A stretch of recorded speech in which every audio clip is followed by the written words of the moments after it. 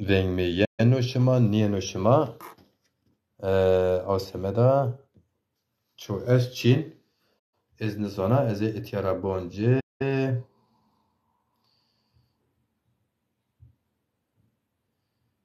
belê. Euro programa, meyman program, bi hürmet bi rêz Alî Meymandar o. Alî Meymandar ina saetê gereka pêr ez texmîn kena wext amo wext programo. Ayhan Akın tayê program serkên çivon Ayhan Akın ti xêra me. Ama ez ê tu çî nivînin xeyê Ayhan hani vonse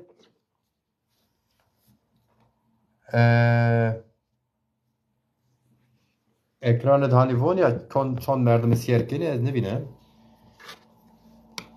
Ayos Ayhan Akın şima komani çîkin Messenger'in mesaj şahin ina deqet meşahin ez pê telefona program virazına bilgisayar ser niya o semet eneşken cevap şima.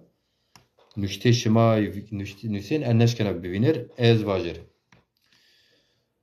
Belê sobna çi ez çiçin gelambazan şima eşkên binûsir komotya veng siniyen vengyen û niyeno ey xêr xwe mir binûsên ma program xwe devam bik.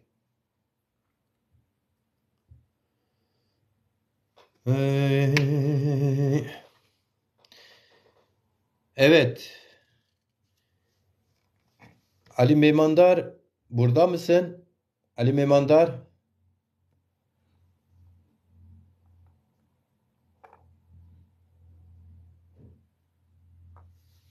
Evet.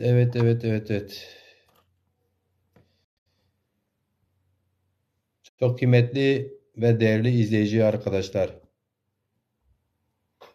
Canlı yayındayız.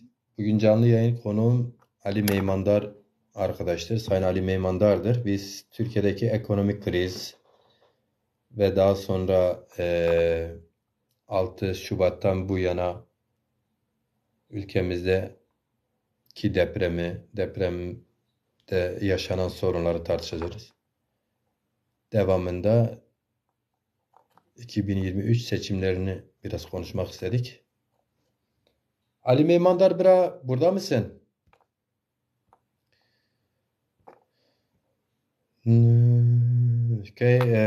Öyle bir durum var. Konuk gelmeyince ne oluyor? İnsan yalnız kalıyor.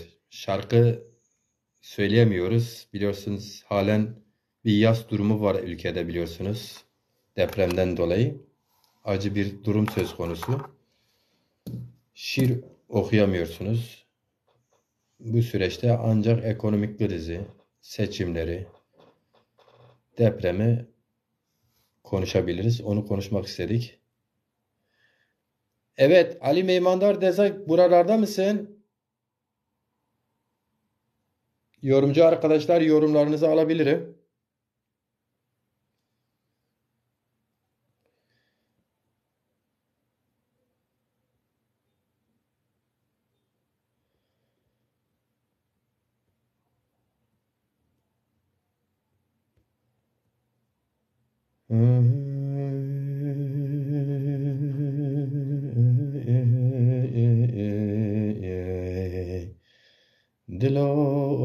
Dilo bekeso dilo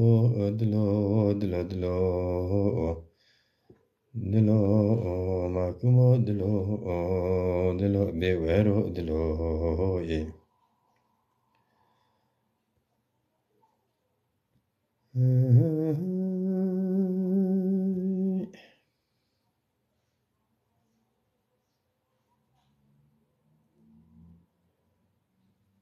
Ali Meymandar bra.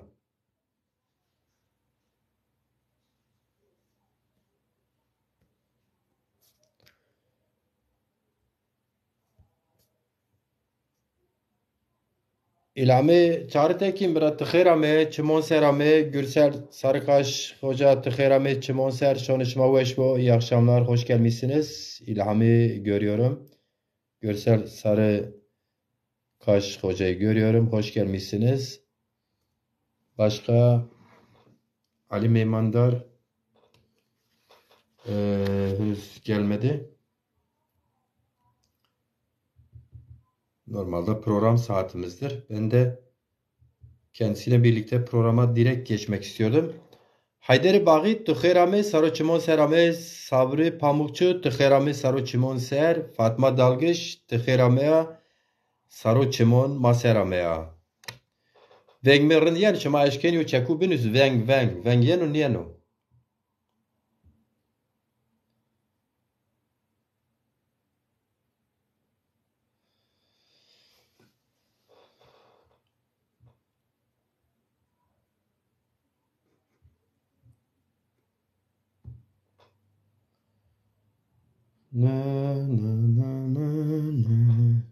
Ha ki İlhami çağrı tekin von hol yani hol yani mahnu tamam. Ali Meymandar şimdi ben WhatsApp'taki mesajlara deza beni dinliyorsan evet ben davet göndermişim. Bir bak kontrol et. Telefonun güncel mi inşallah? Telefon güncelse ben davet göndermişim. Sarı çıma şımaz uveş be. Şıma uveşu var be. Ali Meymandar deza şeydir. Kamera göndermişim. Şayet eğer ki sen görmüyorsan yayını izliyorsan şayet ben görmüyorum sizi. Yayından çıkın bir daha hemen girin. Girdiğiniz gibi aşağıdaki kamera sembolüne bir parmak tıklatmanız yeterlidir biliyorsunuz. Ondan sonra kamera gelir ben sizi alırım. Şöyle xeyr Sabri Pamukçu Hoca ser çimon ser Cumali Karaağaç şıma xeyrame çimon serame. Bir taraftan da bir kendi bilgisayarımdan şey yapayım. Bir bakayım kendimi izleyebilirim. Çünkü yorumlarınızı buradan daha rahat okuyabilirim. Eğer yorumlar gelse. Dün buraya yorumlar gelebiliyordu. Çünkü konuğun katıldığı ekran beyazlaşıyor. Oradaki yorumları okumak çok zor olur. Hatta bazen kişilerin isimlerini bile görmek zor olur. O açıdan bu hizmetimiz amacına ulaşması için ne yapıyoruz? İkinci bir cihazı kullanıyoruz efendim. Ben şimdi Gaan TV logosu üzerine yapmadığım için cepten yapıyorum. Bu sefer bilgisayardan takip ediyorum efendim.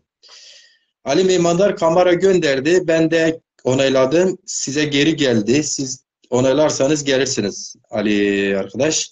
Evet geldi sanırım. O derza merhaba. Khair Merhaba, Khair Miyan. Sekene veşi selameti inşallah. Rında şükür. Şumay seni. Ma şükür rende selameti. Yo beni tabii ki ma heyecan esto. Vezir matur tahab roşnaberan xwe qise kerde. Ser tarihi roşnaberan zazan programı weş viyato gwere me ez vacir me ez pe beno şa yani. Evrozez yo xorto rind ciwan hakikateniz xorto dilal Ali Meymandar Meyman mao çimon ser ama xeyra me. Khair Miyan be. Ekma tamaşa kuni yan zidama bikare inariz bol selam kana. Ema temaşekin bol selam. Ali bira hani ma tabii ki ma pia program vrazeni ser mavaj abor Türkiye yani ekonomi. O honj erler ziyanski bimlers ser ma qsekin tabii ki ma ser seçim ve çineşiz qsekin ez tahmin kira tuzi vern tezvone kam ambaz buaz watone ki ma qsekini avuz bir fikri vajo ma eşkin bigiri. Niyo? Ben o yani. Herkes şeno fikri o vajo vakti cihaz şeno yani. Böyle. Yani çend fikri bibe hem baş ben o yani. Çend fikri onu babetna çeşit bibe daha baş ben o. Yani kendi fikri bir o He, tamam. Ben buradan şeyleri takip etmek için Sayın Meymandar şeyi açtım. Bilgisayarı açıyorum. Bakıyorum yorumları görmüyorum dünkü gibi. Onunla uğraştım, netleştirdim şimdi. Tamamdır. İzninizle isterseniz ben katılımcı yani izleyici arkadaşları bir isimlerini zikredeyim. Biz programımıza geçelim. Tamam. Şu an gördüğüm kadarıyla Sabri Pamukçu bizi izliyor. Hoş gelmişler. Mehmet Budacan bizi izliyor. Ben hep soy ismini uzun olduğu için beceremiyorum pek okumayı. Hoş gelmişsiniz efendim. Cuma Karaağaç gelmiş. Hoş gelmişler kendileri. Mesajı da var. Çoğu şıma khair bu. Güreyiş şımazi khair bu. Nafil bu. Cemaat şımazi. Selam Mersin ra. Selamun aleyküm. Çımari Maseri. Sabri Pamukçu. İlhami Çağrı Tekin. Tıkhir Ome. Bravo Umbas. Emekdar Ali Meymandar bunu خیری ماند به شما سرده که اهند و چیان بیننم اهند مساجان بیننم سامناز فاطمه dalgıç vanaş şare çimanı maser sarı çimanı maser görsel sarıkaş selamı kubano selamı şima çimanı maser Ali Bira biz programı herhalde Türkçe devam ederiz bu programı da herhalde Türkçe devam edeceğiz değil mi? Yani Türkçe olması çünkü konu nedeniyle evet. Türkçe olması hem Zazaca bilmeyenler için de iyi olur. Gündeme dair konuştuğumuz için biraz böyle hem Türkiye'deki farklı halklara da hitap ediyoruz sonuçta. Onlar da biz Zazaların gündeme dair fikirlerini belki öğrenmek isteyenler dinleyebilirler. O açıdan biz Türkçe konuşabiliriz. Sorun yok yani. Tabii ki. Sayın Meymandar biz 3 gündem maddesi üzerinde tartışırız. Yani programımızı öyle bir yöntem uygun görüyoruz. Birincisi Türkiye biliyorsunuz seçimden önce, depremden önce de bir ekonomik kriz son birkaç yıldır yaşıyor. Geçen sene bu Rusya-Ukrayna savaşından bu yana bu gerçekten hiç kimsenin beklemediği kadar büyük bir ekonomik kriz sıkıntıyı yaşıyor genel dünya ama Türkiye bunun 10 katını fazla yaşıyor. Biz burada yaşayanlar biliriz. İkincisi deprem ve üçüncü son gündem maddemiz de seçimi tartışmak istiyoruz. Seçime bakışınız nasıl görüyorsunuz dışarıdan, buradan, biz Zaza olarak nasıl görüyorsunuz, nasıl yorumluyorsunuz, olması gerekenler neyse kendi görüşlerimizi halkımıza paylaşmak istiyoruz efendim. Şimdi siz birinci soru olarak yöneltsem Türkiye'deki krizi nasıl değerlendiriyorsunuz? Ya Türkiye'de zaten son 7-8 yıldır sürekli büyüyen bir ekonomik kriz süreci yaşanıyor. Tabii bu dünya genelinde de belirli boyutlarda ülkelerin kendi potansiyellerine göre etkisi farklı olabiliyor. Bugün Almanya'da da belirli düzeyde bir ekonomik sorun yaşanıyor. Ama tabii Türkiye gibi böyle ekonomisi daha zayıf ülkelerde daha da belirgin, daha da böyle yakıcı olabiliyor. Tabii bunu toparlamak, belki seçim olsaydı, hükümet değişikliği olsaydı belki bir toparlanma sürecine girilebilirdi. Bir alternatif üretilebilirdi. Bildiğimiz gibi mevcut hükümetin bu ekonomik krizi yönetmesinin olanakları çok yok gibi.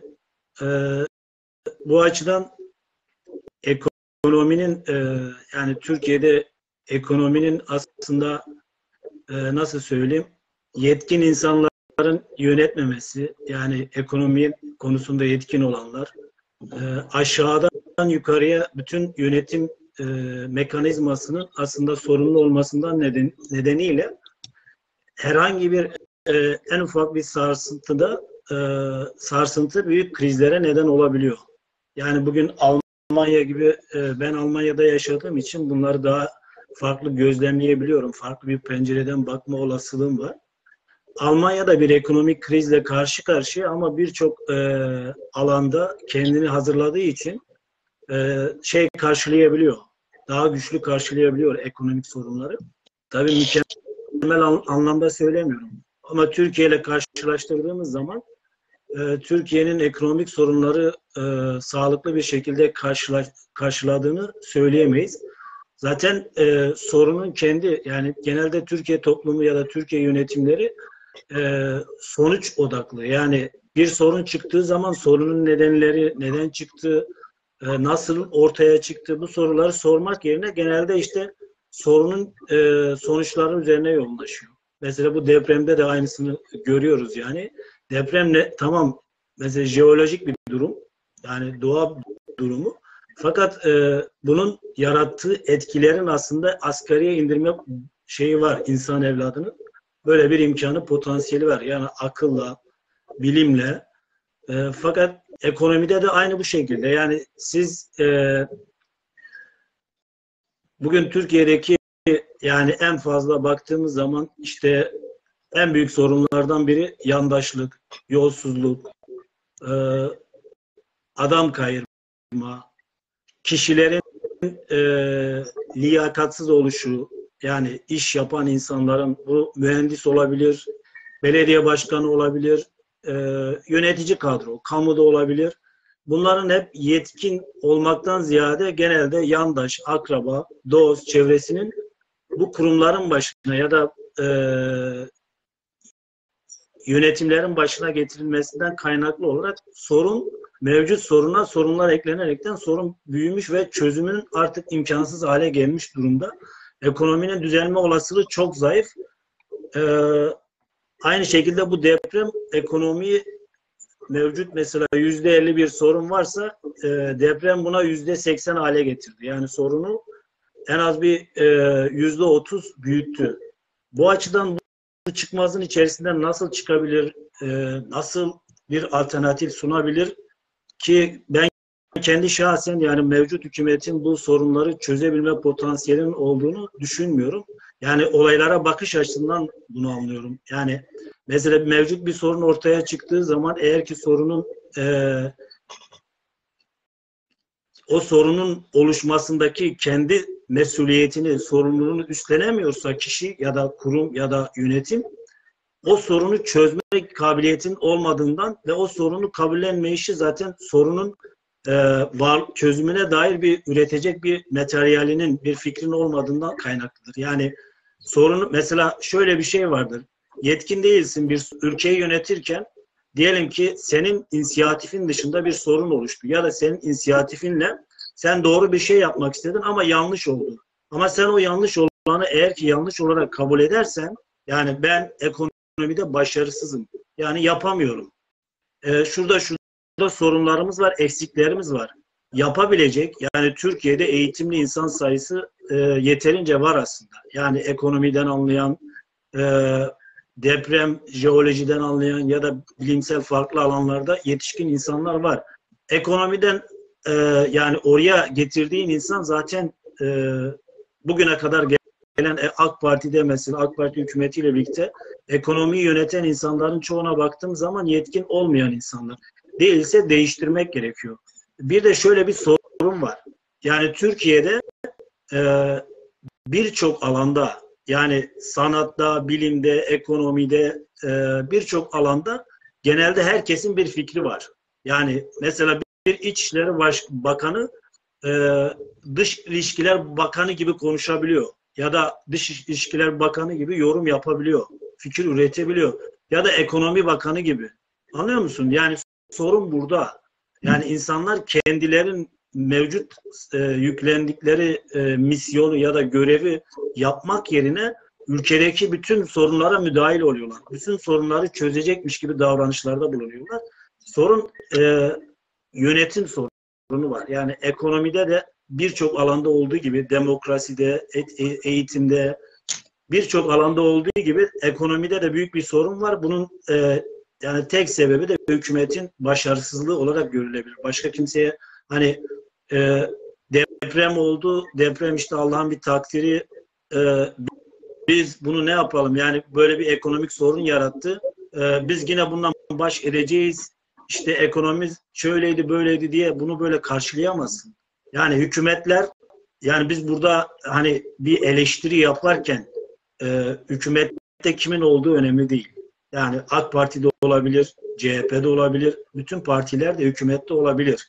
Bizim e, bakış açımız nedenler üzerinde durmak. Yani neden bu hükümet başarısız? Neden ekonomik sorun var?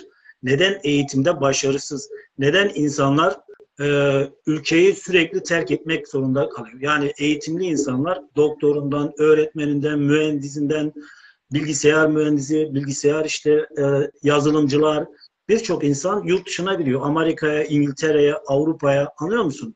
Yani bunun nedenlerini sorgulamak gerekiyor. Biz de bir vatandaş olarak öncelikle bunların nedenlerini sorgulamak durumundayız. Yani Evet, yani bunun nedenleri tabii ki girişte söylediğiniz gibi genel dünyada bir kapitalizm, bir ekonomik kriz içerisinde, ama Türkiye'de bu biraz daha yüzdesi yüksektir. Tabii ki bunun birçok nedeni vardır. Biliyorsunuz, en başta demokratikleşmedeki yaşanan tıkanıklar, antidemokratik yaklaşımlar, halkın özgürce haber alma hakkı, yine bilim insanların, demokratik mücadele yürüten insanların gözaltına alıp cezaevlerine konulması falan. Bunlar Türkiye ekonomisini gerçekten epeyce bir zorlayan unsurların en başından gelir. E, Bir de bu nedeni var Türkiye'de. Mesela Almanya örnek verdiniz. Almanya'da oturmuş bir sistem var. Türkiye'de oturmuş bir sistem yok. Türkiye'nin mesela e, birçok sorunu var. Başta işçi, emekçi sorunlarından tutalım. Demokratikleşme sorunu. Şimdi demokratikleşme sorununda Kürt sorunu, Zaza sorunu, ana dil sorunları, işte özgür örgütlenme alanlarını yaratması, STK'ların özgür çalışması. Yani Avrupa ile buradaki fark, kıyas yaptığımızda bu yanlarını da görmekte yarar var diye düşünüyorum.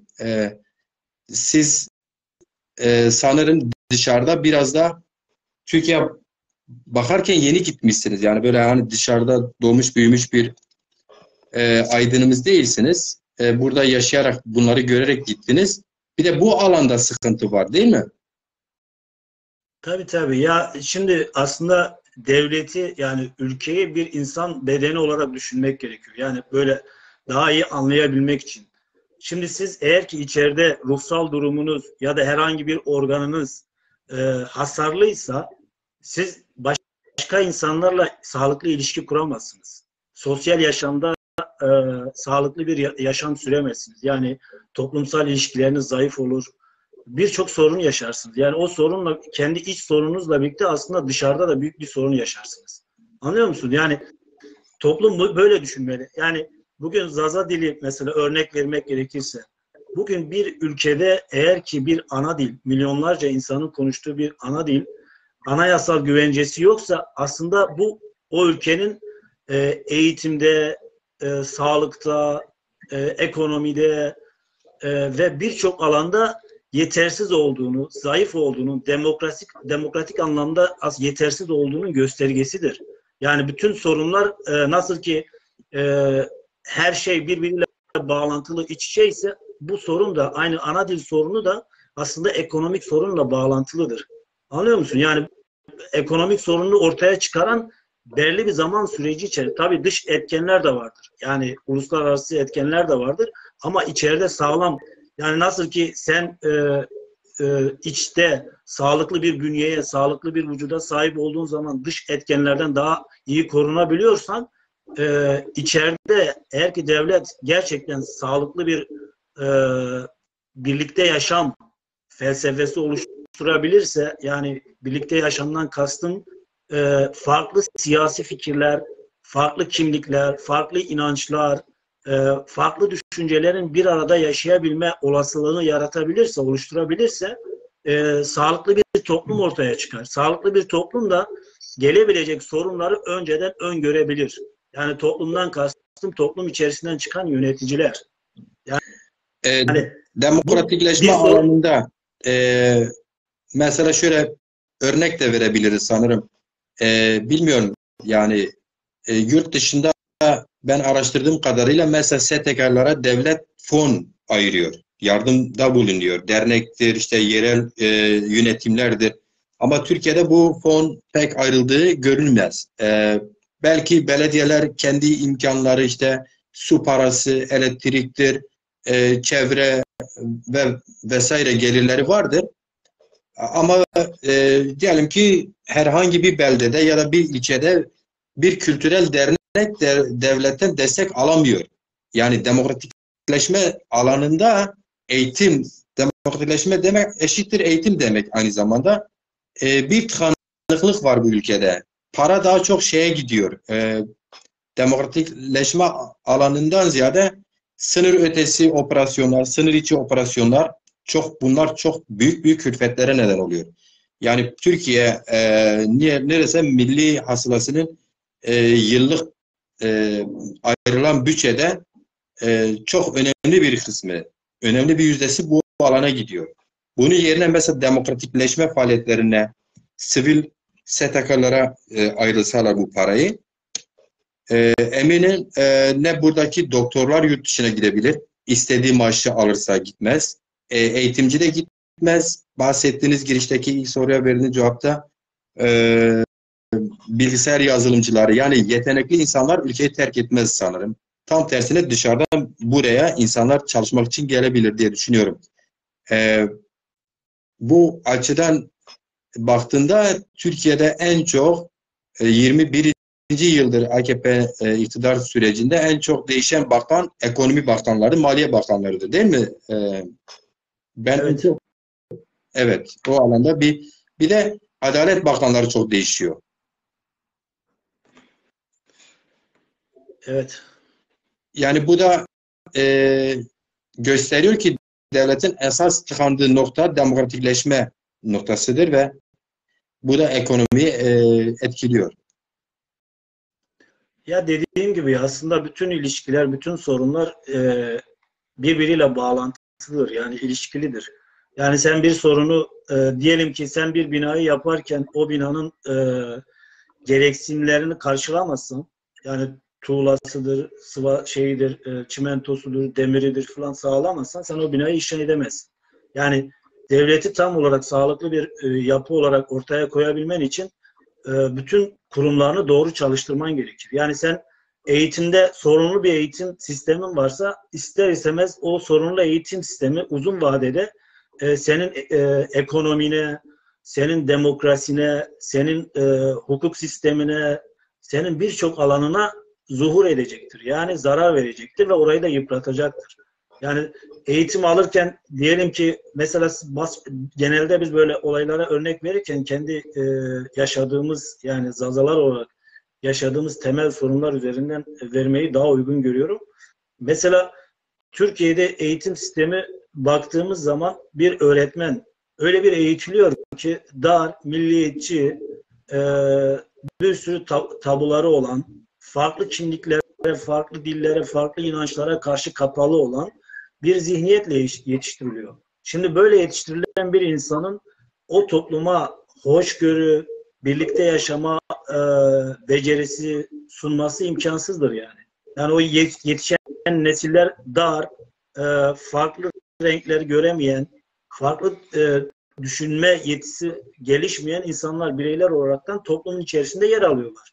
Şimdi doğal olarak böyle olunca bu yetişen genç belli bir zaman sonra senin Adalet Bakanın oluyor. Belli zaman sonra senin Ekonomi Bakanın oluyor. Yani bunlar içerisinden belli sayıda insan ülkeyi yönetmeye talip oluyor. Şimdi ülkeyi yöneten zihniyet temelde aldığı eğitim yanlışsa yani etik bir eğitim almıyor, bilimsel bir eğitim almıyor, ahlaki bir eğitim almıyor. Şimdi böyle yetişen insanlardan da ülkeyi yönetirken de çok sağlıklı bir şey beklemek de abes olur yani. Yani bugün baktığım zaman örnek vereyim. Mesela Almanya'da çocuk okula gittiği zaman çocuk eğer ki Alman değilse mesela ona soruyorlar. Siz evde kendi ana dilinizi konuşuyor musunuz? Hatta velilere evde çocuklarınızla ana dilinizi konuşun. Çocuklar ne kadar çok dil öğrenirse o kadar gelişirler. O kadar daha iyi gelişirler. O kadar zeki Yani olur. teşvik ediyorlar.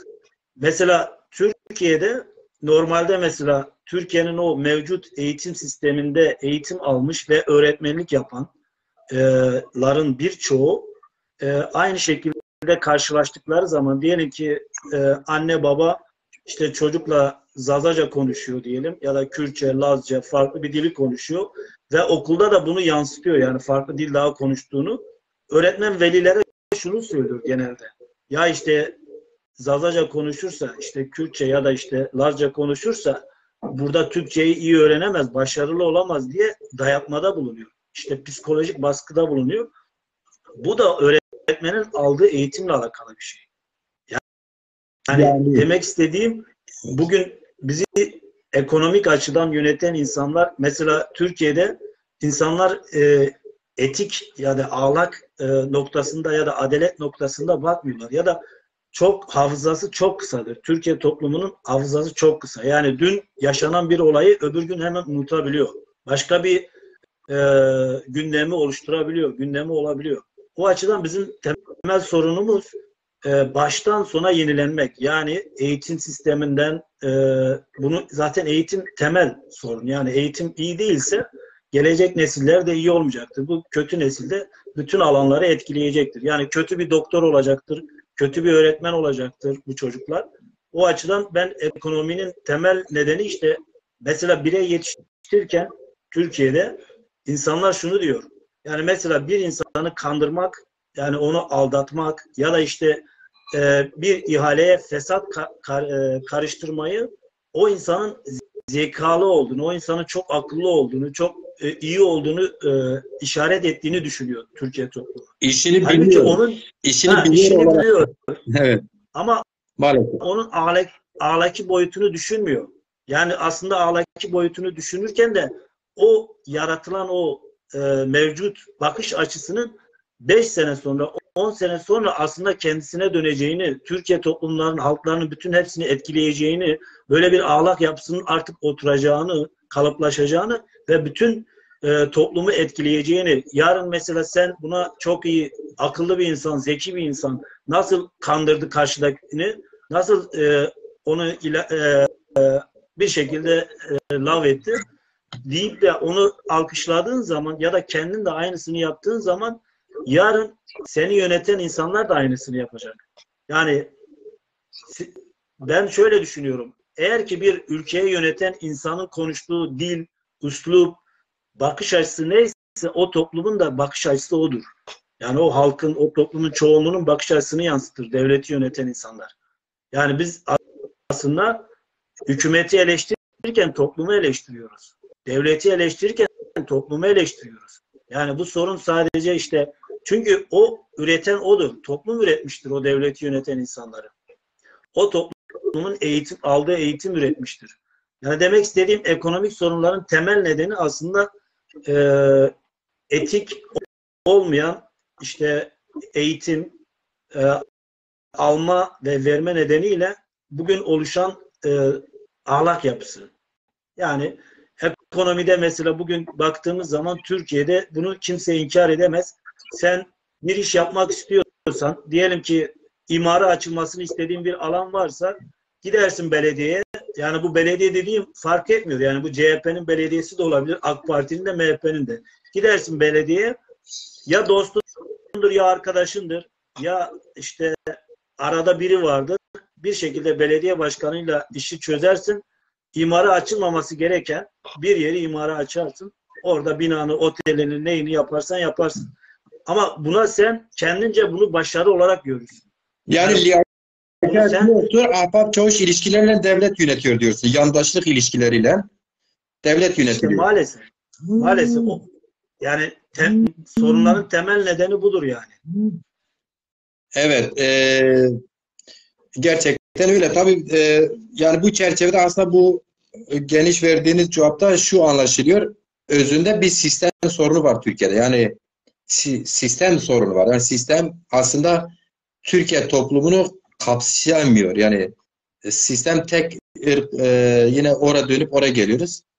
Tek ırka temeli kurulduğu için ve bu sistem demokratikleşmedikçe bu tür ekonomik hatta depremsel doğa afetleri alanında da gelişme göstermiyordur.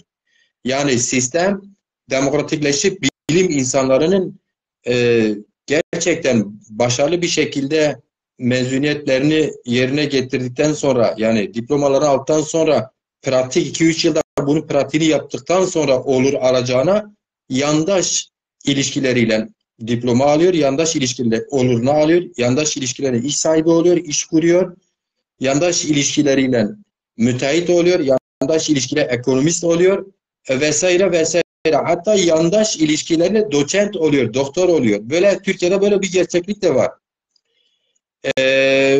Misal yani kendine yakıştıranlar, ben kendim üzerime söyleyeyim.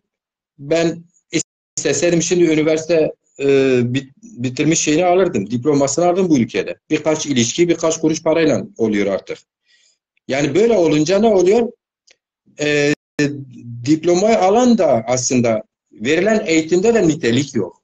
Yani düzgün olarak 4 yıl üniversiteyi bitirmiş birçok insanla karşılaşıyorum. Politik olarak tartışıyorsun, yok.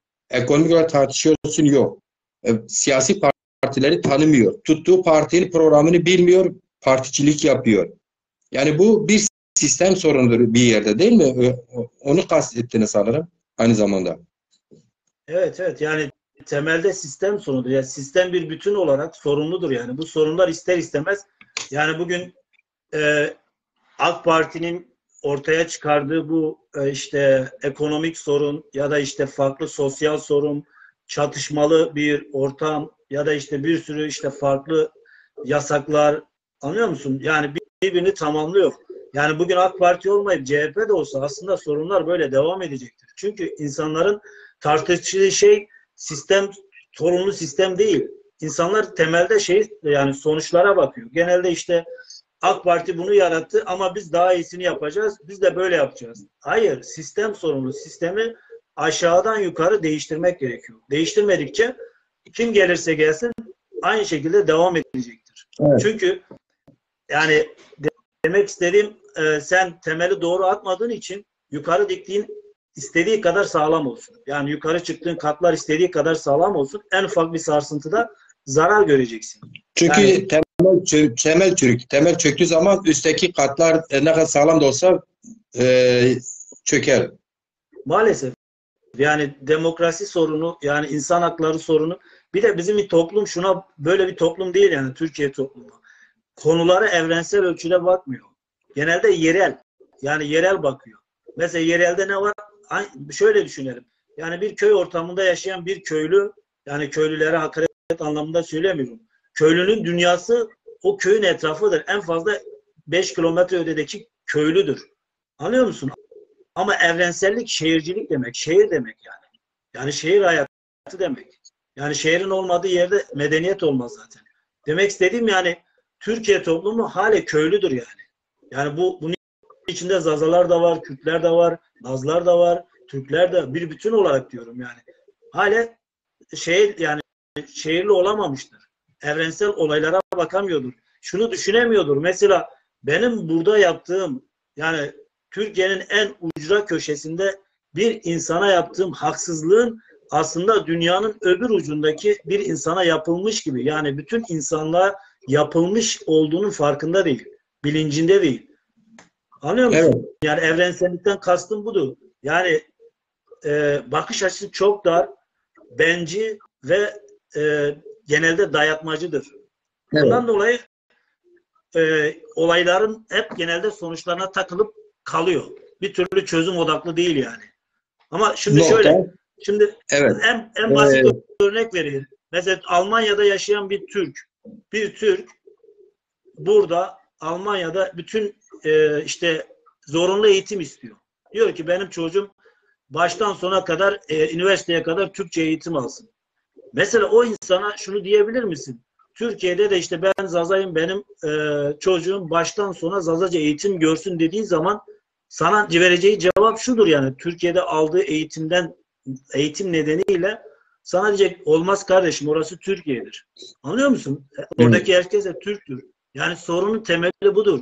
O eğitim sistemi o insanı bu hale getirmiştir. Yani hastalıklı bir hale getirmiştir. Şimdi bu hastalıklı hali tedavi edebilmenin tek yolu da o çıbanı kökünden söküp almaktır. Yani o çıbanı sen hani bir şeyi üstten sürekli kesiyorsun o yine çıkıyor. Kesiyorsun yine çıkıyor. Yani AK Parti'nin ilk yıllarında işte demokrat bu barış süreci olsun birçok alanda aslında devrimsel bir sıçrama oldu. Yani şey anlamında hani farklılıklar anlamında, hoşgörü anlamında ama yaptığı şey o çıbanı üstten kesmekti. Hani bir dalı budama yaparsın ya bir ağacı kesiyorsun o yine çıkıyor. Kesiyorsun o yine çıkıyor. AK Parti ondan dolayı bu hale geldi. Yani o sadece kesti. O sorun yine çıktı. Devam etti. Çünkü sorunu temelden çözme kabiliyeti yoktu. Yeteneği yoktu. Ya da anlayışı yoktu. Yani artık Evet. zihniyet ne bilmiyorum. Ama işte yani o sorunun temeli budur yani. O çıbanı söküp almak lazım. Yani o sistemi köklü olarak değiştirmek lazım. Eğitimden ekonomiye, sağlığa her şeyi komple yeniden düzenlemek gerekiyor. Yani bir de insanlar şunu görmesi lazım. Ülkeyi yöneten insanların konuştuğu dil, üslup çok önemlidir. Yani bugün bir cumhurbaşkanının affedersin birine şerefsiz dediği zaman toplumun yani ona sempati duyanların %90'ı da yanındakine şerefsiz diyor. Yani Evet. demek istediğim siyasetçilerin, ülkeyi yönetenlerin mesela o Kürttür, o Zazadır, o Alevidir. Bu üslup topluma yayılıyor. Toplum şunu düşünüyor. Yani bizim gibi toplumlar şöyledir. Adam diyor ki eğer ki benim Cumhurbaşkanım birine sen Kürtsün ya da sen Zazasın, sen işte Alevisin, sen Ermenisin şöyle diyorsa demek ki ben de onu söylerim. Bunun bir cezası yok. Bunun bir ahlaki anlamda hiçbir sorun Ayrı da teşkil yok. etmiyor. Evet. Ben Ali söylerim. bir nokta koyalım istersen. Çünkü seçim başlığında biz bu konulara değineceğiz. Ama bu arada izninizle izleyicilerimizin ismini zikredelim. Yorumlar varsa bir de onlara bir bakalım. Reber Şema gelmiş. Selamlar, iyi akşamlar, iyi yayınlar. Teşekkür ederiz Reber Şema. Hoş gelmişsiniz efendim.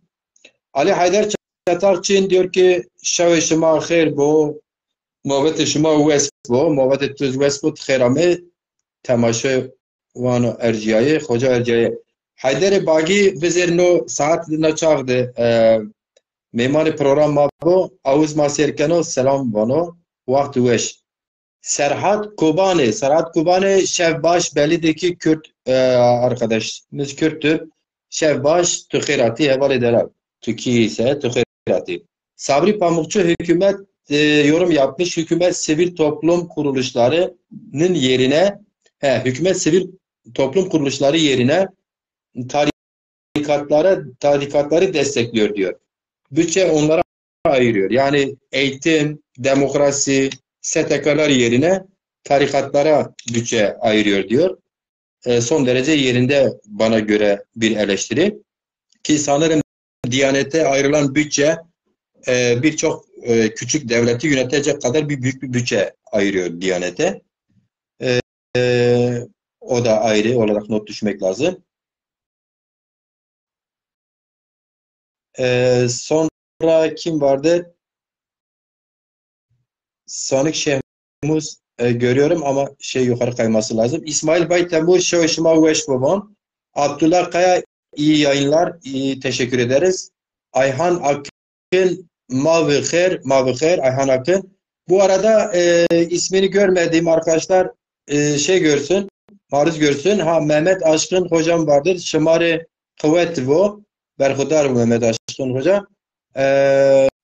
Sanık Şemuz Şon Şimaveş Baban. Şimonser. Bu arada Sayın Meymanlar eğer ki yetişirse İranolog geçen hafta programımızın konuğu olan Yaşar Ara Temur dil bilimcimiz de programa katılacak. Onu duyurmuş olayım. Bekleriz. Yetişebilirse bir yere ziyarete gitmişti. Konuştuk gündüz. Selamları vardı ayrıca. Evet.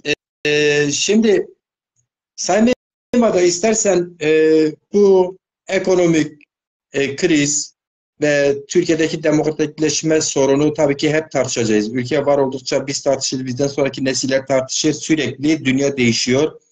Dünyaya uyum sağlayan ülkeler daha ekonomik refah içinde olurlar, ülkeler. Olmayanlar da böyle yaşadığımız sıkıntıları, sorunları yaşamaya devam ederler. Ama bizim amacımız gelecek nesiller bizim yaşadığımız bu sorunları, bu sıkıntıları yaşamaması için konuşmaktır, çözüm yolları bulmaktır, alternatifler oluşturmaktır. Varsa STK'ları güçlendirmek, oralarda yer almak, siyasi partiler farklı düşünen, farklı alternatifler üreten, çözüm önerileri olan farklı partiler varsa onlara ulaşmak. Bu yüzden tartışacağız tabii ki. Şimdi biz eğer izniniz varsa, ekleyeceğiniz bu kısımla ilgili bir şey yoksa 6 Şubat 2023 günü Türkiye sabah saat 4'ü kaç geçe şu an hatırlamıyorum ama sabaha doğru büyük bir depremi yaşadı. Şimdi birincisi Türkiye bu iki paylaşımda haritada verdiğim gibi Hakkari'den tut Edirne'ye kadar çatal fay hattı üzerinde olan bir ülke. Neredeyse Konya, İç Anadolu içine çağırırsanız benim yaşadığım Antalya dahil, Burdur, buralar hepsi kıpkırmızı harita. Yani fay hatları çok derin ve sürekli her an depremin yaşayabileceği bir ülke gerçeği olduğu bizi yönetenler muhalefetiyle diğer siyasi partilerle birlikte biliyorlar bunu. Bilim insanları her zaman bunu dile getirmişlerdir. Raporlar vermişlerdir. Hatta ortalama hangi depremin hangi yıllarda olabileceğini bile bilim insanları bundan bahsediyor olmalarına rağmen karşın yerel yönetimlerde jeolojiler işe alınmıyor. Jeoloji bölümünde mezun olan, master yapan bilim insanlar işe alınmıyor. Ya da çocuk eğer ki jeoloji bölümüne meraklıysa, üniversitede o bölümü okumak istiyorsa, ailesi diyor ki ya jeolojide kimse para kazanmıyor ki oğlum. Başka bir mesleğe bak. Yani Türkiye'de gibi bir ülkede, yani bu Hakkari'den Edirne'ye kadar fay hatları üzerinde olan bir ülke ki komşu köyleri, komşu devletlerde de böyle bu fay hatları üzerine. İran'ı öyle, Irak'ı keza öyle, Suriye'si öyle. Yani coğrafya komple fay hatları üzerinde olan bir coğrafyada yaşıyoruz ve Türkiye en fazla buna etkilenen bir ülke olmasına rağmen 6 Şubat'ta yaşadığımız Maraş, Elbistan merkezli, Adıyaman merkezli bu büyük depremi 10-11 büyük il etkiledi, ilçelerle, köylerle birlikte. Yaklaşık 13 milyon insanın yaşadığı bir alanı etkiledi. Şimdiye kadar yaklaşık 50 binden fazla insanımız, fazla diyoruz çünkü gerçekten bazı aileler ilk günden itibaren ilk ürünlerini defnederlerken henüz kayıt altına alınmamış insanlarımız var. Henüz kendi naaşını depremzadeler alamamışlar yani. Halen arıyorlar. Bulsak da defnetsek diye falan. Ve yaklaşık sanırım en son bilgileri şu an not tutmamışım. 100 binden fazla da yaralı var. Kaç milyon bina yerle bir olmuş. Bunu hükümet resmi, yani AFAD'ın resmi açıklamalarıdır. Verdiğim rakamlar ortalama olarak. Şimdi bu tek başına çok büyük bir kriz. Hani tamam, bir eleştirmek kolay olur şey açısından. Şu an mesela muhalefet, değişik sivil kurum kuruluşlar, aydınlar, bilim insanları, işte çadır yetişmedi, yok yemek yetişmedi, yok hijyen falan ihtiyaç vardı. Kimse yetişemiyor, birbirlerini eleştiriyorlar ama esas cinayet olan kısmı bu yerel yönetimlerden genel yönetime kadar bu işte kimse ben bu işte sorumlu değilim diyemeyecek bir durumun ortaya çıkması gerçeği vardır. Siz nasıl değerlendiriyorsunuz? Mesela yani böyle nasıl değerlendiriyorsunuz dediğimde şunu kıyasla, Japonya biliyorsun genelde Yani %8, 9 nokta bilmem kaç deprem oluyor. Birçok ülkede durum böyleyken 300, 400, 100 kişi, 50 kişinin ölümüne sebebiyet verebilir. Bazen hiç ölü ve yaralının olmadığı, hatta binaların yıkılmadığı gerçeklik varken Türkiye'de 11 il yerle bir oldu neredeyse. Nasıl bakıyorsunuz dışarıda? Ya deprem, öncelikle o depremde hayatını kaybeden insanlara Allah'tan rahmet diliyorum. Yaralılara da acil şifalar diliyorum. Yakınlarını kaybedenlere de sabır diliyorum. Belki siz önceden program yaptığınız için bu dilekleri belki dile getirmişsinizdir. Bir de Mehmet Evet. Yıldırım, yani bizim samimi olmasam da çok fazla ilişkim kaybettik. Ona da Allah'tan rahmet diliyorum. Ya deprem konusu aslında çok belirgin yani. İnsanların yaşanan sorun tamam bir jeolojik bir durum. Depremin nedeni olarak. Ama bunu işte sadece işte kadere bağlayıp üstünü kapatmak isteyen bir mevcut hükümet de var. Bunu da görebiliyoruz. Fakat depremler tamam jeolojik doğa olayları, sel ya da işte deprem gibi olaylar beklenen, olabilecek şeyler. Fakat yaşanan kayıpların mesela insan can kaybının asgariye indirilmesi, daha az olmasını sağlayacak şey de yapılan yapıların sağlam olması. Yani sağlam depreme dayanıklı olması. Eğer depreme dayanıklı ya da yapılan yerin, mevkinin iyice araştırılıp uygun olup olmadığına bakılarak yapılması mutlaka bugün mevcut 50 bin ise belki 500 insan yani hiç olmasa daha iyi ama 500 insan ölecekti. Belki bu kadar kayıp olmayacaktı. Anlıyor musun? Yani buradaki şöyle diyebiliriz. Şehirler bu kadar yerle bir olmazdı. Ya olmazdı. Mesela Hatay'da ben bir haberde gördüm. Hatay'da mesela zamanında bir gölü kurutup yapay olarak kurutup ondan sonra üzerine şey yapmışlar. Bina dikmişler. Şimdi yani bunun gibi nice örnekleri vardır. Mesela şeyde de 2010'da Şili'de biz Japonya'ya örnek veriyoruz ama Japonya'nın mesela genelde teknoloji, ekonomi falan anlamında çok yüksek bir potansiyeli olduğu için insanlar işte orayı biraz daha böyle şey görüyor. Hani bir rakip olarak görmüyor. Ama Şili'de de mesela 2010'da hatta Türkiye'deki şu anki depremin yani olan depremin daha yüksek 8.8 şiddetinde deprem oldu. Ama kaç kişi öldü? Yani keşke onlar da ölmeseydi ama 525 kişi öldü. Evet. Yani demem o ki tamam Türkiye'de bugüne kadar oluşan depremlerin en büyüğü.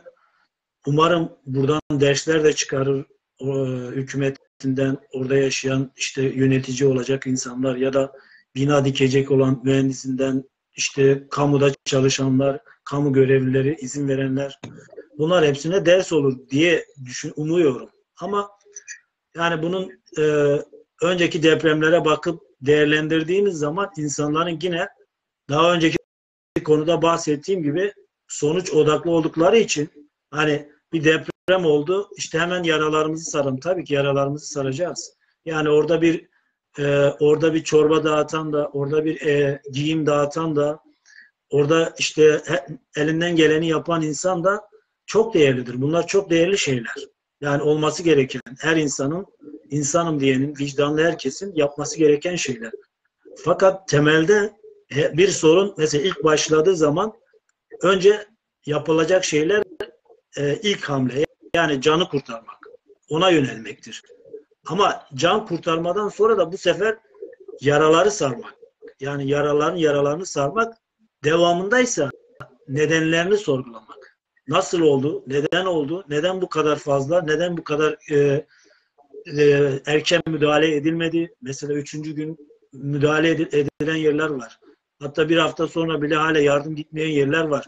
Yani devlet buradan çıkıp diyebilir mi? Evet, biz müdahale konusunda, yardım konusunda yetersiz olduk. Yani etik davranış bunu gerektirir. Yani iyi bir yönetici, iyi bir şeye sahip, bilince ve ahlaka sahip ya da yeterliğe sahip yönetici şunu demesi gerekiyor. Evet, biz yerel ve genel bütün yöneticiler şunu demesi. Evet, biz yetersiz kaldık. Başarısız olduk. Anlıyor musun? Yani bunu demek yerine yani mesela iktidar tarafı parti sözcüsü Ömer Çelik daha ikinci gününde biz Cumhur İttifakı olarak aktif bölgedeyiz deme gafını bile o gaf bile yapabildi yani. ya hükümetin zaten yani son 10 yıldır yaptığı tek şey yaşanan sorunlara karşı direkt tepkisi vermek. Yani inkar etmek ya da işte onu görmemesinden gelmek ya da o sorunu ortaya çıkaran insana ceza vermek. Yani o yaşanan sorunu dile getiren ya da ortaya çıkaran ya da o konuda fikir üreten insanlara baskı uygulamak, yasak getirmek. Yani 10 yıldır yaptığı şey budur. Hal böyle olunca zaten yani yukarıdaki yöneten kişi davranış biçimi neyse yavaş yavaş bu altlara yayılıyor. Yani sonra valisi böyle davranıyor, kaymakamı böyle davranıyor, oradaki polisi böyle davranıyor, komiseri böyle davranıyor. Anlıyor musun ne demek istediğimi? Evet. Yani onlar genelde yukarıya bakıyor. Yukarı dese ki halkından, Türkiye halkından özür diliyorum. Biz burada çok eksik kaldık, yetersiz kaldık. Önceden öngöremedik. Umarım bunları bundan sonra daha iyisini yapacağız. İşte yardımlara daha yoğunlaşacağız. Hatalarımızdan ders çıkaracağız diyen kimse yok. Yönetici yani kamuda kimse böyle bir açıklama yapmadı. Yani aslında insani anlamda bile düşünsek bir insan yaptığı bir hatadan dolayı ya da eksikten, yetersizlikten dolayı bir insanın hayatına mal oluyorsa, bırak bir hayatın, bir hayvanın hayatına mal oluyorsa insan vicdanen rahat edemez. Yani bu ister istemez yüzüne yansır, diline yansır. Ama bugün baktığımız zaman yani ülkeyi yönetenlerin hiçbirinin ne dilinde ne yüz ifadesinde görebiliyoruz. Tamam, muhalefetten de aslında CHP'sinden ya da altılı masadan da biz çok umutlu değiliz. Bizi kurtaracaklar, gelecekler, birden de ekonomi düzelecek, eğitim düzelecek, şu düzelecek demiyoruz. Demek de mümkün değil zaten. Ama sen hatanı görmezsen, sen yanlışını kabul etmezsen, senden sonra gelen insan, gelebilme ihtimali olan insanla sadece bir çatışma ortamı yaratırsan, yani onlar kötü, siz kötüsünüz, siz şöyle istiyorsunuz, siz işte hainsiniz, siz şöylesiniz. Yani bu dil, insanlar acılar içerisindeyken yöneticilerin bu dili kullanması kadar saçma, abes bir şey yoktur yani. Biliyor musun? Memandar, şimdi şöyle hatırlatayım sana. Mesela biliyorsunuz Ahbaplar diye bir şey var, kuruluş vardı. Evet. Haluk Levent bunu yıllardır depremde, afatlarda, işte yangınlarda her yerde aktiftir. Halkın çok önemli bir kesimi muhalefetini bana göre yapamadığından dolayı yardımlarını Haluk Levent üzerinde depremzadelere ulaştırmaya çalıştı. Bunu Bahçeli bir grup toplantısında önüne geçti ve o gün bugündür ahbaplardan bahseden yok. Yani tasfiye etme tehditle bildiğimiz yani sen kim oluyorsun da devletten boy ölçüyorsun. Devletten eşit güven duyulan bir kişi haline geldin ya da bir kurum haline geldiniz diye tepki verdiler. Yani aslında ilk soruyla tartıştık bu konuyu. Yani demokratikleşme sorunu. Sivil STK'lara önem verilmeyen bir sistem var Türkiye'de. Siz hatırladınız değil mi? Ahbaplar ilk başta neredeyse sosyal medyada olsun, TV'lerde olsun yer veriliyordu. Basın yer veriyordu. Halk oraya maddi yardımlarını, desteklerini açıklıyordu. Onu önüne geçtiler. İlginçtir. Hükümet bu enkazın altında kaldığı gibi enkazı kaldırmada ona yardımcı olacak sivil STK'ların önüne geçti. Hatta ana muhalefet parti ve diğer muhalefet partilerin işini kolaylaştıracak yerine zorlaştırdı. Bir de öyle bakmak lazım. Ya dediğim gibi hükümetin anlayışı son 10 yıldır bu şekilde. Yani genelde inkar ya da çatışma ortamı yarataraktan kendi sorunların çözümüne odaklanmak yerine genelde o çatışmadan besleniyor. Yani hakaret edilerek, kabullenmeyerek. Mesela bugünün gündemi de vardır. Bilmiyorum, belki duymadın. Mesela Kızılay gibi köklü bir kurum var. Yardım kurumu. İnsanlar bağışlarda bulunuyor. Yıllardır. Mesela o kurum Ahbap'a 56 milyona yakın, yani 56 milyon TL değerinde çadır satmış. Yani düşün. Ticaret yapmış yani. Hayır kurumu ticaret yapmış. Normalde Yani oraya devletin resmi hayır kurumu, millet gidip de kan bağışladığı, para verdiği kurum ahbaplara parasıyla çadırını satıyor. ya işte bir de üçüncü günü mesela 3 gün boyunca bu insanlar, yani depremin aslında bu kadar şey olması, etkili olmasının en büyük nedenlerinden biri de şeydir. Zaman. Anlıyor musun? Mesela insanlar uykudayken Evet. sabaha karşı olması, bir de koşulların işte kış koşulları olması, bunun çok büyük etkileri var. Yani insanlar yaralı ama kış, yani o soğuktan donanlar bile olmuştur yani.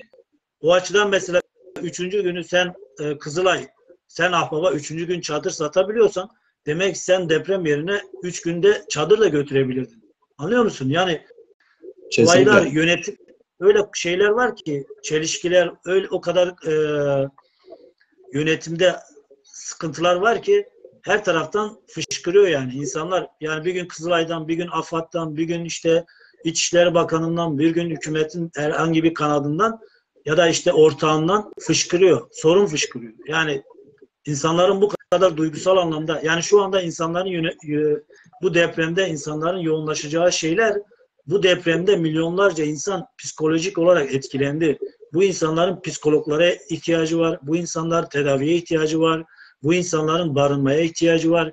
Bunlara yönelmek yerine hala siyasi olarak ya da kesimlere hakaret eden, işte onları dışlayan, çatışma ortamı yaratmakla uğraşan, meşgul olan bir yönetimle karşı karşıyayız. Yani bu tabandan yukarı kadar. Yani yardım geliyor, bir tane vali kendi inisiyatifiyle yardımı engelleyebiliyor. Bunları da gördük. Ya da işte geçen gün mesela, bugün yine bir haber vardı. Almanya'dan yardım tırı gönderen insanlar bir tane yağmurluğun içine ya da montun içine takip cihazı koymuşlar. Hani benim tırım nereye gitti diye bilmek için. Evet. Tır gidiyor Adıyaman'da bir şeye giriyor. Sağlık kurumuna giriyor. Yani yardım yerine gitmiyor. Yani. Anlıyor musun? Yani bunun Evet. gibi de sorunlar. Ya da giden mesela bir sürü tırlarca giyim gitti mesela, ya da yiyecek gitti. O şeyleri, belki resimlerini gördün. Yani düzensizlik, birbirinden kopukluk, üst bir aklın olmayışı, giden tırlar. Mesela insanlar burada 6 tır, 10 tır, 20 tır, Almanya genelinde en az böyle 500 tane tır gitti. İşte bu giden adam mesela gitmiştir, bir mont almıştır, onu yardım olarak göndermiştir. Bir kazak almıştır, bir ayakkabı almıştır. Ama gördün, o sokaklarda yerlerdeydi. Çöp oldular. Anlıyor musun? Evet. Yani insan, bu neden kaynaklı? Hükümetin depreme hazırlığının olmadığının kanıtıdır. Yani hem yardımların gecikmesi, hem bu sistemin oturmaması. Bak, aradan kaç gün geçti. Daha yeni işte insanlar barınacak yer bulabiliyor. İnsanlar, şimdi bunları söylediğin zaman hükümet yanlısı ya da hükümet taraftarları sana kesinlikle senin kulaklarını kapatırlar, dinlemezler. Yani kendi taraflarında kalıp nehrin öbür tarafına sesleniyorsun gibi olur yani. Ama bunu görmek lazım. Yani buradaki amacımız salt hükümeti işte devirelim, hükümet gitsin, ne olursa olsun mantığı değil. Yani benim kendi bakış açım o değil en azından. Yani benim için hükümette kimin olduğu önemli değil. Hükümetin işleyişi önemli. Doğru yapıyor mu, yapmıyor mu? Doğru yapıyorsa doğru yapıyor. Yanlış yapıyorsa yanlış yapıyor. Bütün, yani vatandaşlık bilinci de bunu gerektirir. Yani sen ülkede yaşıyorsan, yaşadığın ülkede bir sorun gördüğü zaman o soruna müdahil olman lazım. Müdahale etmen lazım. Dile getirmen lazım. Onun çözümünü talep etmen lazım. Bu hükümete kimin olduğu önemli değildir. Yani vatandaşlık bilinci, ya da sen takım tutar gibi parti tutuyorsun. Benim takımım yenilse de ben takımımı seviyorum. Yani bu bilinçle bakıyor insanlar partilere, siyasete, hükümete. O açıdan yani bizim bu depremde yaşanan, mesela önümüzde büyük sorunlar var. Yani sadece deprem, tamam 50 bin insanımız öldü. Keşke ölmeseydi. 100 bin tane işte yararı var. Milyonlarca insan bu depremin işte etkisinde psikolojik olarak ya yaralıdır ya işte yakınını kaybetmiştir. Anlıyor musun? Milyonlarca insan bundan etkilenecektir. Ve bu milyonlarca insanların gittikleri şehirlerde kaldıkları yerde yeni bir sosyal ve siyasal sorun baş gösterecektir. Yani bunu hazırlıklı olmak gerekiyor. Çünkü insanlar psikolojik olarak her şeyini kaybetmiş insan, yani ona geç şey diyemezsin, yani tehlikeli diyemezsin. Her şeyini kaybetmiş.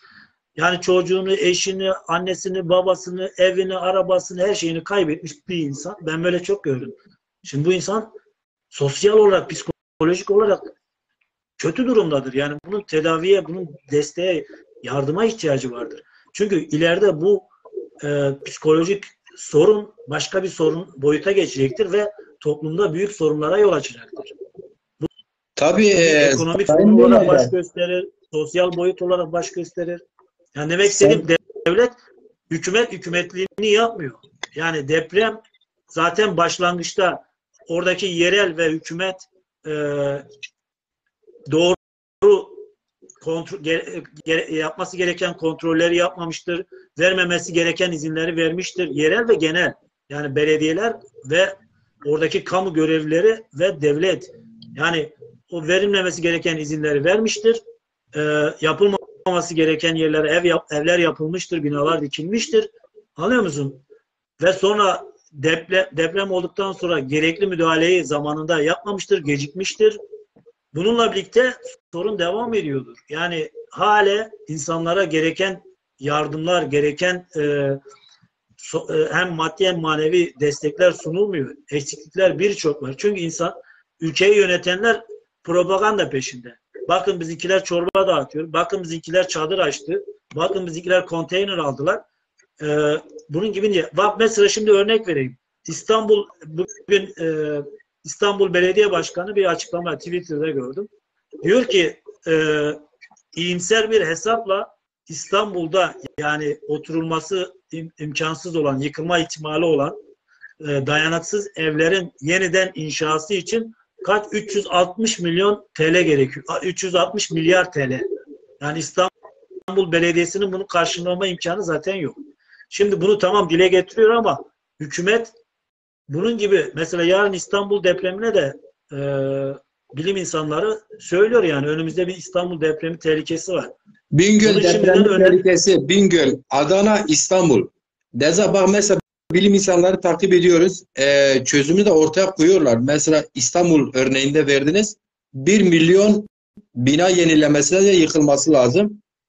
Sordular. Birkaç bilim insanı ben takip ettim. Diyorlar çözümü var, nedir? Devlet o 1 milyon insanı 1 milyon 400 bin tane de boş bina var, daireler varmış. Devlet bu bina sahiplerine, daire sahiplerine bu 1 yıllık bu evi parkı yıkılması gereken, binalarını terk edilmesi gereken halkı oraya taşıyabilir, devlet kiralarını verebilir diyor.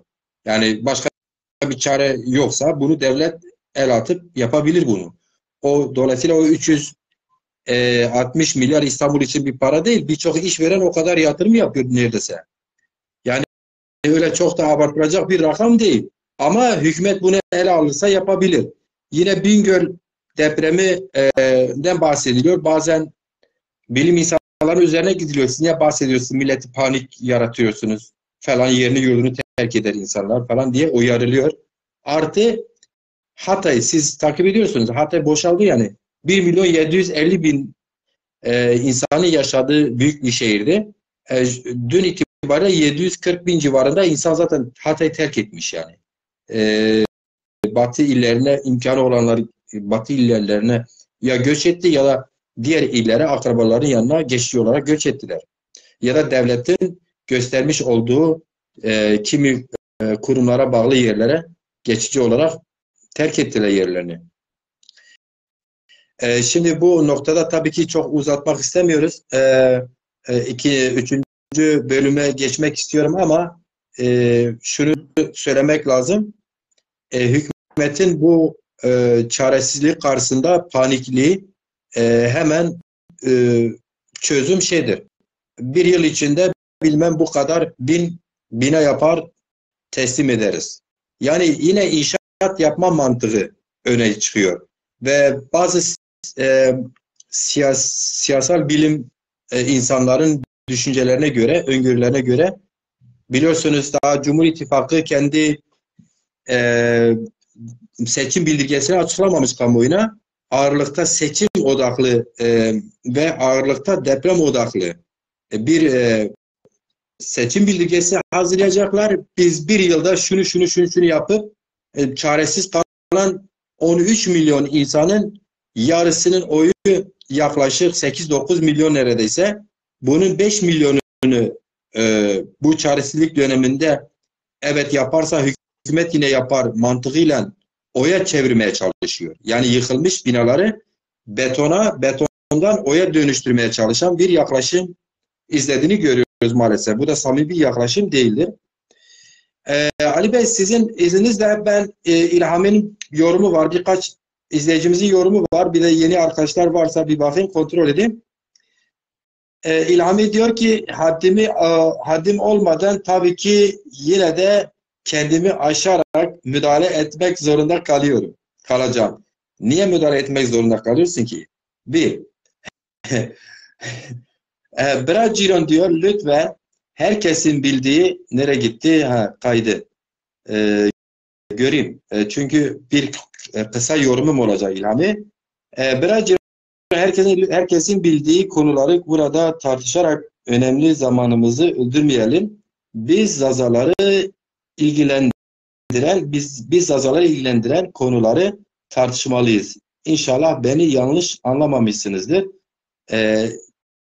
Şunu söyleyeyim, yanlış anlamadık, çok doğru anladık ama bizi ilgilendiren bir konuyu tartışıyoruz. Yani Zazaları ilgilendirmiyor mantığı yanlış bir kere. Açık eleştirimi söyleyeyim. Niye? Çünkü bu coğrafyada 13 milyonun etkilendiği bir depremde Zaza kurumların orada görünmesi gerekirken görünmedikleri gibi bir de bizi ilgilendirmiyor gibi bir yaklaşım göstermek tamamıyla yanlıştır. Çünkü orada ölen Kürt, Türk, Zaza onun kimliğine bakılmaksızın onlar bizim insanımızdır. Dolayısıyla bu deprem zaten olduğu yer merkez üstü Adıyaman'dır. Maraş'tır mübarek. Yani İstanbul'da da olsa 1 milyon Zaza İstanbul'da yaşıyor. Yani böyle bir mantığı eleştiriyorum. Anlamış değilim yani. Onu açık söyleyeyim. Tabii ki bir moderatör hakkımı kullanarak söyleyeyim bunu. Bir kamera geldi. Bakalım kimdir? Yine Zaza Şanlı arkadaş var. Maalesef gerek HES'ler tespitinde gerekse de depremzedeler yardımın ulaşılmasında bir sürü yolsuzluklar var. Evet. Yine Murat Aran gelmiştir. Bakalım ne diyor. Selam aleyküm. Allah sizleri kara depremlerden korusun. Amin hepimizi. Murat Aran. Peki başka bakalım yukarı. Evet. Fahri Ergun hocamız bizi izliyor. Şoy şıma veşbu, şoy tuz veşbu, tıkayramız sarı çimoser. Amin. Evet. Murat takılıyor. İlhamiye diyor ki Sayın İlhami diyor senin için de dua ettim diyor. Murat o konuda gerçekten cömerttir yani. İyi. İlhami İsmail Baytemur diyor ki sivil toplum kuruluşların lav edilip toplumu totalitere mürit olmaya yönetildiği sessiz usul ve Cevdet Üzçelik şanışma veşbuban şantuz veşbut khayrame. İsmail Baytemur tam olarak kastınızı anladım ama sanki bir şey vardı. Evet Deza. Yorumlarla ilgili bir şeyiniz yoksa, bir yorumunuz yoksa bir kamera var bir bakayım kimdir? İlhami Bir bak. İlhami Deza'dır. Alıyorum İlhami seni alıyorum. Bir de şey vardı. Yaşar Aratemur hocam demişti. Yetişebilirsem gelirim. Bekliyoruz efendim. Evet, biz bir tarafta İlham'ı beklerken hoş gelmişsin İlham Bira.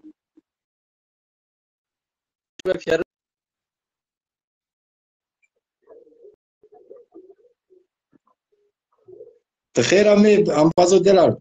Tiyo beni kamera ko ona çi bikir. Ali Mehmet sen de biraz böyle gırtlaktan yukarı görünüyorsunuz. O da ekrana biraz evet. Ya ben böyle stand üstünde koymuşum ya, o yüzden He. değiştirme şansım yok. Böyle iyi oluyor. Ama Bazen çok fazla şey olur. Böyle iyidir. İlham işini biraz daha iyidir ama sen epey uzakta mı durmuşsun? Yani sanki sen böyle geride programa katılmışsın gibi gözüküyor yani. Sen telefonda koyduğun kameradan çok mu uzaksın? Deza. Tamam. Şimdi İlhan biraz sen hoş gelmişsin. Bir dur önce sen hoş gelmişsin hele. شو ما في başım. Şuma hal inşallah Ali Birat senin. İyiyim sağ ol. İstanbul'dan katılıyorsun herhalde. Evet, iş yerindeyim. Kay Ali ben Ali nişin. Şen. hayır ama Ebra. Ya ben sizin konuşmalarınız bitsin diye hani araya girmeyeyim diye konuşmadım. Evet. Hal inşallah. Çünkü idare keme. Şimdi Cirun Bira benim eleştirimi yanlış anladın galiba da. Bizi ilgilendirmiyor o anlamda söylemedim. Nasıl ilgilendirmiyor? Benim anam kemiklerimize kadar hissetmişiz biz bunu. Şunu demek istedim. Türk televizyonları zaten akşama kadar 20 gündür bu anlattıklarını da anlatıyorlar bize. Bir ileri bir geri. Yani burada bizi ilgilendiren şunu demek istedim. Zaza toplumunu nasıl yönlendireceğiz? Zaza halkına nasıl faydalı olacağız? Zaten şu an anlattığınız şey herkes televizyondan izliyor. Yani biz böyle çok kıt zamanlarımız var. Değerlendirmek zorundayız. Ali Bira'ya orada aşağısını sormadın. Daha dobra soruları sor dedim. Çünkü bir gençtir. Zaza halkının yetiştirdiği ender insanlardandır. Daima böyle konukları bulamazsın. Çok güzel çalışmalar yapıyorsun. Konukları getiriyorsun. Mücadelene hayranım. Ama böyle bir sorular hazırla, sıkıştır. Heyecanlandır programı. Herkesin bildiği soruları zaten biz biliyoruz. Niye boşuna zamanımızı harcayalım? Ben orada Ali Meymandar'ın ismini gördüm. Heyecanlandım. Sen eleştirinde haklısın. Ben bir şey demiyorum. Eleştirinde haklısın. Şöyle müsaade edersen mesela ben hani gerçekten yaptığımız işi önemsiyorum. Yani bu önemli çünkü bana ne kim konuşuyor ne konuşuyor. Ben beklerim ki Zazalar bu deprem hakkında ne konuşuyor, nerede ne çalışıyor, ne yardım ediyor. Zazalar adına. Zazalar tabii ki yapıyor. Kimi yapıyor? Ahbapların kurumuna yardım yapıyor. Kime yapıyor? Kızılay'a yapıyor. Kızılay'da çadırları satıyor ahbaplara. Zazalar kime yardım yapıyor? Zazalar AFAD'a yapıyor. Kime yapıyor? AKP'ye yapıyor. Yani bana saydırma. Ben ne dediğimi biliyorum. Şimdi biz konuşmasak halkımız farklı adreslere bu hayrını hayratını yerine getirir. Kastımız o yüzden konuşmalıyız. Deza. Yani bu aslında kendimizi konuşuyoruz anlamına gelir. Buyur devam et. Sıkıntı yok. Tamam o zaman. Ali biraz Yok ben öyle anladım. Yani biz şimdi herhalde sen programı biz Macir Deza ile konuşurken Zazalar işte güncel ne düşünüyor? Yani çünkü şimdi Zazalar AK Partili Zazalar CHP'li birinin eleştirisini ciddiye almaz. Yani direkt bakar. Yani doğru da söylese belli oranda ön yargılı bakar. CHP'li bir Zaza da aynı şekilde ya da HDP'li. Yani demek istediğim biz ne diyoruz? Yani bu konularda bizim fikrimiz ne? Biz Zazalar, Zaza işte düşünenler, Zazaca üzerine çalışan insanlar bu konuda ne diyorlar? Nasıl bir gündem oluşturuyorlar? Yani amaç bu. Yoksa tabii ki ülkedeki en ufak ve en büyük sorunların hepsi de aslında Zazalarla ilişkili sorunlardır. Tabii. Yani bir ekonomik sorun varsa aslında bir nevi Zazaların ekonomik sorunudur. Ya da işte sağlık ya da ne bileyim herhangi bir sorun. Bu açıdan yani bizim sorunları konuşmamız aslında anlamlıdır. Neden anlamlıdır? Mesela çünkü bazı bağımsız düşünen ya da farklı siyasi görüşleri çok fazla yakın hissetmeyen insanlar değer verdiği ya da işte düşüncesine önem verdiği insanların ne düşündüğünü merak ediyoruz. Zazaların mesela. O açıdan konuşmak iyidir. Aslında biz konuşmamakla hata yapıyoruz. Yani ülkede seçim oluyor, konuşmuyoruz. Ülkede deprem oluyor, konuşmuyoruz. Ülkede darbe oluyor, konuşmuyoruz. Yani konuşmuyorsak biz kendi kendimize konuşuyoruz anlamına geliyor. Yani Zazaları konuşmak tabii ki gerekiyor. Yani Zazaların taleplerini, Zazaların beklentilerini, Zazaların bakış açılarını bunları konuşmak tabii ki gerekiyor. Ama ülkedeki diğer sorunları da konuşmak gerekiyor. Müdahil olmak gerekiyor. Müdahil olmadığımız zaman dışarıda kalıyoruz.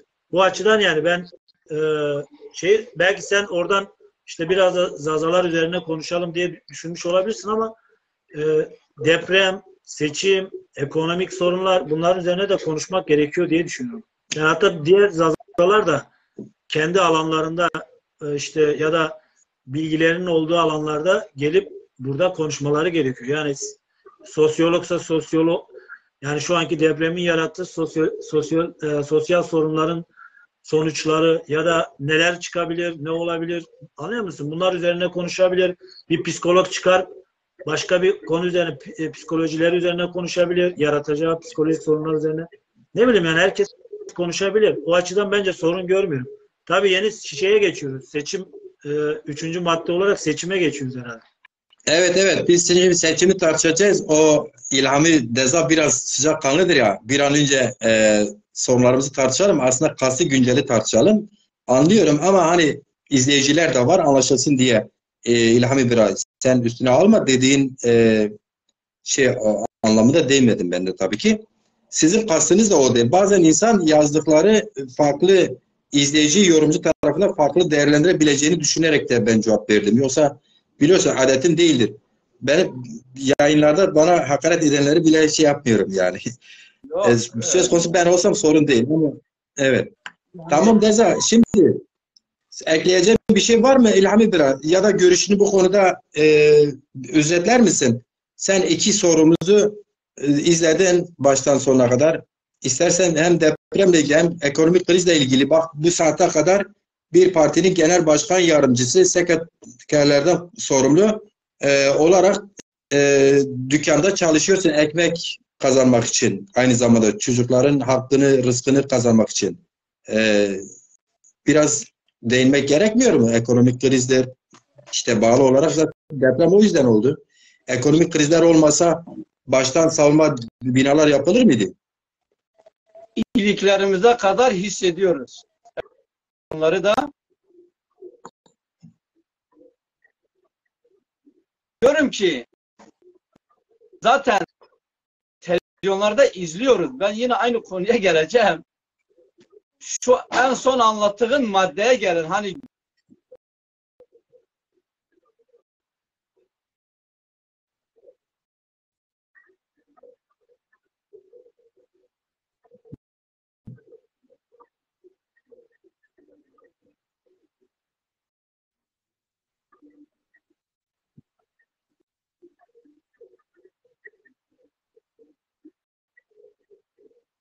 sorular soracaksın.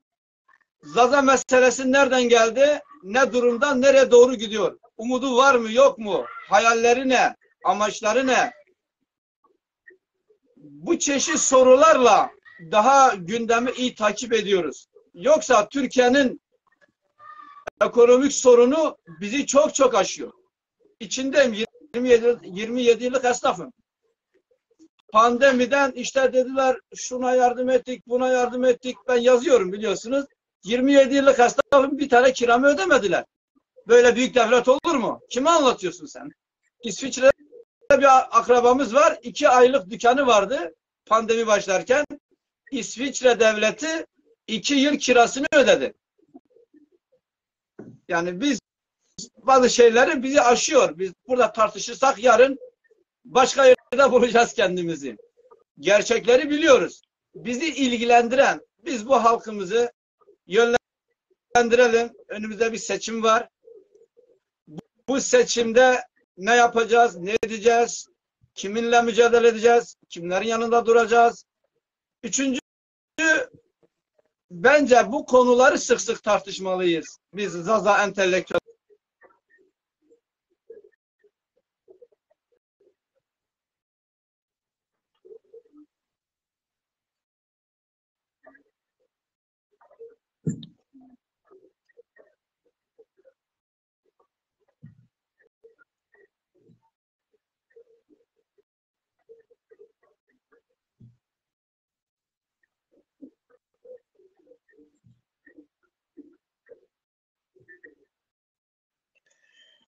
İlhami biraz biz oraya geliyoruz. Aynen sen giriş yaptın iyi oldu.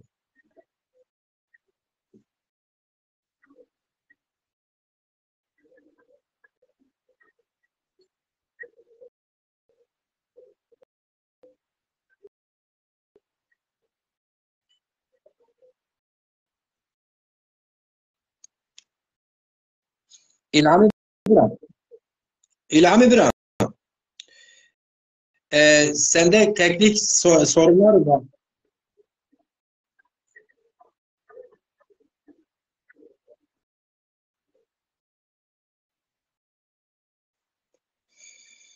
Ne yazık ki İlhami Bira'nın sesi kesiliyor.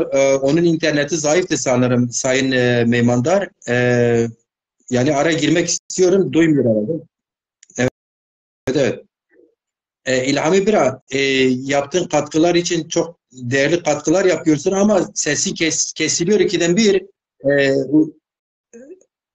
Araya girmek istiyorum ama duymuyorsunuz herhalde efendim.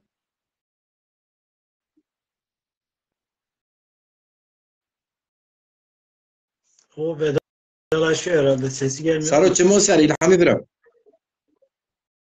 Tamam. Ve şu var be. Ve şu var be.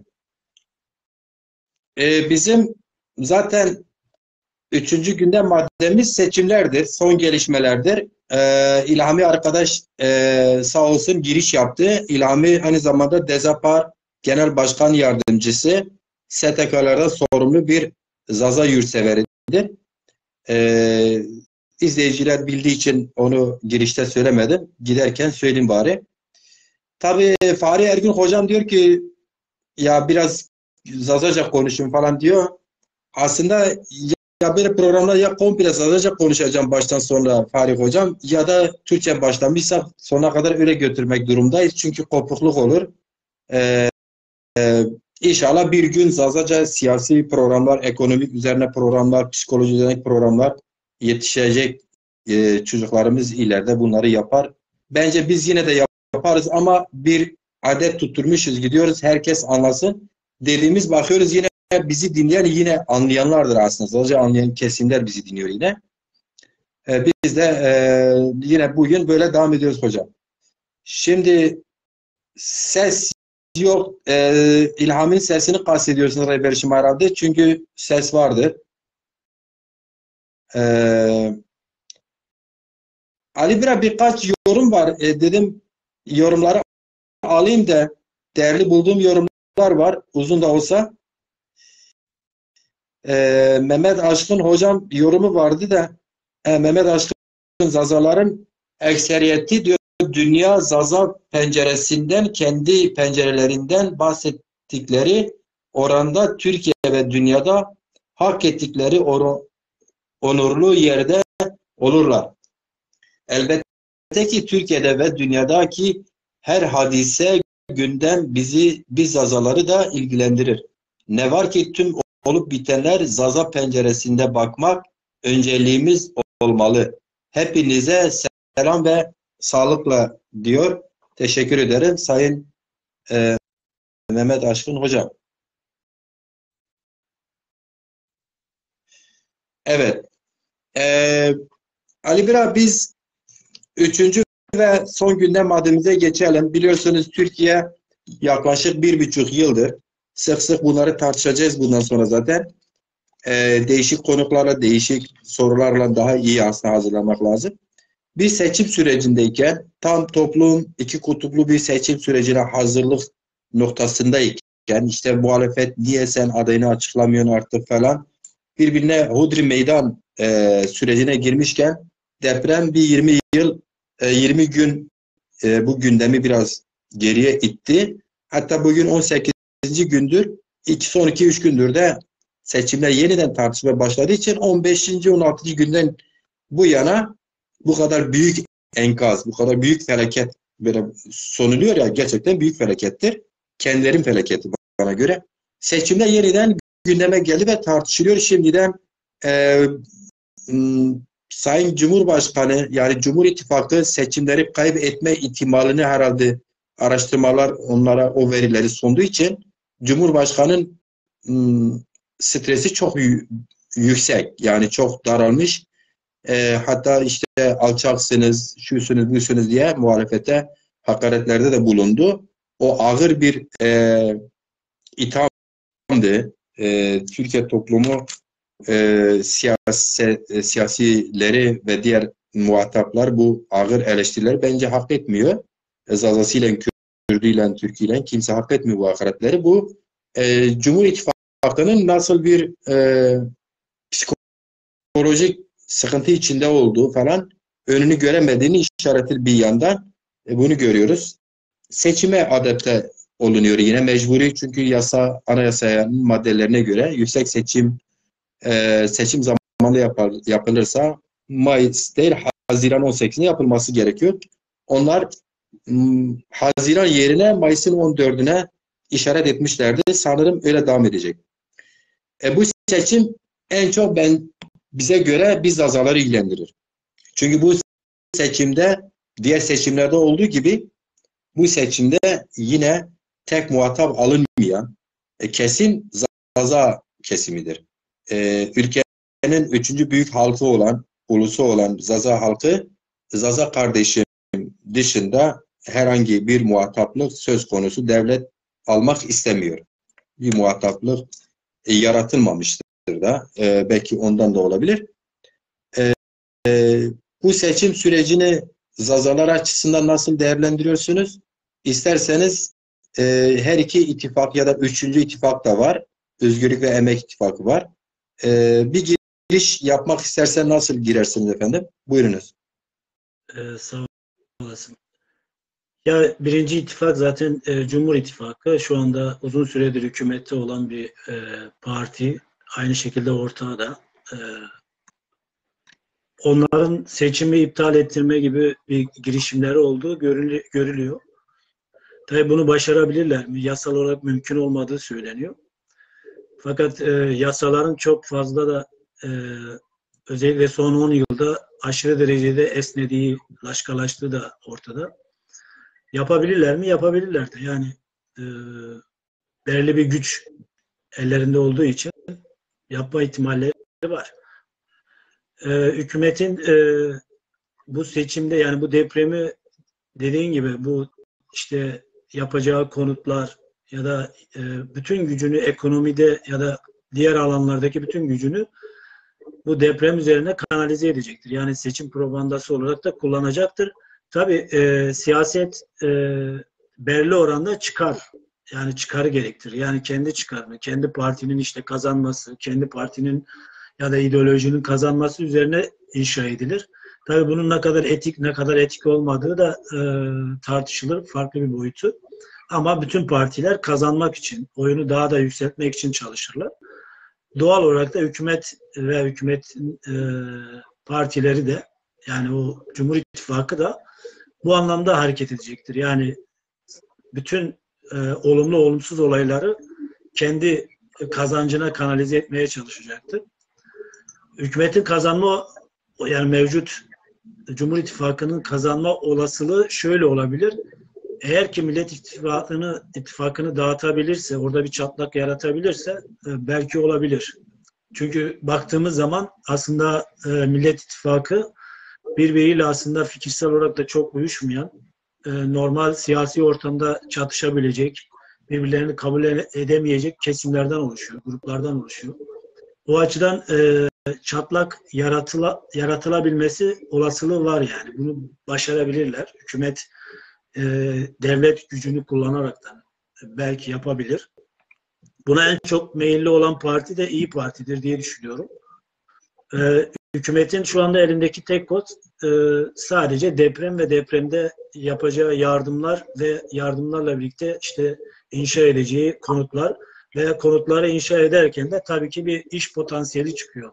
Yani inşaat yapacağı inşaat ihalesi verecektir. O inşaat ihalesini verdiği adam da ustaya, çalışanına iş verecektir. Böyle bir ekonomik boyutu vardır ve o etki alanı vardır. Bu ister istemez hükümet bunu kullanacaktır. Bu da doğal bir durumdur. Yani yani hani ne kadar dedim ya, yani siyasetçilerin yaptığı şeyler genelde kendi kazancı üzerinedir. Yani önce kendisinin kazanması üzerine inşa eder bütün pratiğini. O anlamda hükümetin şu andaki elindeki tek konu bu. Yani belki iptal etme olasılığı olsa ya da ileri bir tarihi taşıma olasılığı olsa yapabilirdi.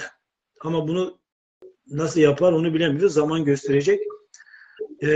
Diğer bir ikinci ittifak ise yani hükümet, yani güçlü hükümete alternatif olarak gözüken altılı masa. Altılı masanın şöyle bir sorunlu tarafı var. Tabii karşınızda eğer bir otorite var ve bu otorite her gün daha da çok baskıcı, daha da çok nasıl söyleyeyim, tekçi anlayış üzerine inşa ediliyorsa, yükseliyorsa doğal olarak da bütün muhalefet o tekçi anlayışı yıkmak için, yani ona karşı mücadele edebilmek için her ne kadar birbiriyle fikirsel olarak uyuşmasalar bile bir araya gelmek zorunda kalmışlardır. Bu siyasette doğal bir durumdur. Yani bugün eminim ki İYİ Parti'deki birçok insan Kemal Kılıçdaroğlu'nu sevmez, haz etmezler. Yani o Dersim Alevi kimliğinden dolayı bunu zaten şeyde de görebiliyoruz. Sanal ortamda bile İYİ Partili Meral Akşener olmasa bile alt yönetimdeki kesimdeki hitaplarda ya da yorumlardan görebiliyoruz. Ama işte bir şey vardır. Hani nasıl ki bizi Zazaların önüne yani Zazalar ve birçok kesime size iki alternatif sunuyoruz. Ya Cumhur İttifakı'nı seçin ya da Millet İttifakı'nı. Yani bize bunu sundukları için bizim ya oy kullanmayacağız, kullanacaksak da hükümetin gitmesini isteyenler Millet İttifakı'na verecektir. Hükümetin kalmasını isteyen ya da Millet İttifakı'nı çok beğenmeyenler de hükümetin devam etmesi için hükümete verecektir. Yani bize iki şey dayatıyorlar. Hükümet de muhalefete şunu dayatıyor. Yani siz tek tek beni yenemezsiniz. Bu nedenle birlikte olmak zorundasınız. Yani o muhalefetin altılı masanın bir arada olma nedeni budur. Yoksa hani bunlar bir araya geldi, biz ülkenin demokrasisinin gelişmesi, insan haklarının, düşünce özgürlüğünün ya da birçok temel hakların elde edilebilmesi için bir araya geldik. Birlikte bir mücadele edelim ve hükümeti biz kuralım diye böyle bir amaçla ortaya çıkmamışlardır bunlar. Bunlara mevcut hükümet bunu dayatmıştır. Nasıl ki bize dayatıldığı gibi Millet İttifakı mı yoksa işte Cumhur İttifakı mı? Bu anlamda sonuç olarak Millet İttifakı'nın başarılı olma olasılığı yüksek. Yani hükümete karşı, mevcut hükümete karşı olma olasılığı yüksek. Ama fakat şu anda aday olarak görünen, bizim gördüğümüz Kemal Kılıçdaroğlu gibi gözüküyor. Hem bunu CHP'lerin, yani CHP örgütü, parti örgütü de bunu istiyor. Ama işte İYİ Parti'nin ve Saadet Partisi'nin içerisinde bazı kesimlerin bunu istemediği belli görünüyor. Bazen yansıyor. Ve CHP'nin parti örgütünün içinde belli bir kesim de dışındaki ulusalcı kanat Kemal Kılıçdaroğlu'nun aday olmasını istemiyor. İşte bu çatışma, yani bu isteme ve istememe çatışması Millet İttifakı'nı büyük bir Millet İttifakı'nda büyük bir yara açabilir. Bu yara açılırsa zaten hükümet seçimi erkene bile alabilir yani. Hani onu da isteyebilir. Hani bu yara alırsa, İYİ Parti ile CHP çatışırsa ya da farklı bir çatışma ortamı ortaya çıkarsa. Millet İttifakı şeyini kurmuyor ama şu da var. Şimdi Millet İttifakı'nın birleşenleri şunu da görebiliyorlar. Özellikle İYİ Parti ve CHP. Herhangi birimizin yaptığı bir hatadan dolayı herhangi birimiz ayrılırsak ya da bu altılı masa dağıtılırsa muhalefetteki yani hükümeti istemeyen ve hükümete karşı olan bütün halk kesimi ya da seçmen kesimi o hatayı yapan partiyi ya da lideri cezalandıracaktır. Bunun da farkındalar.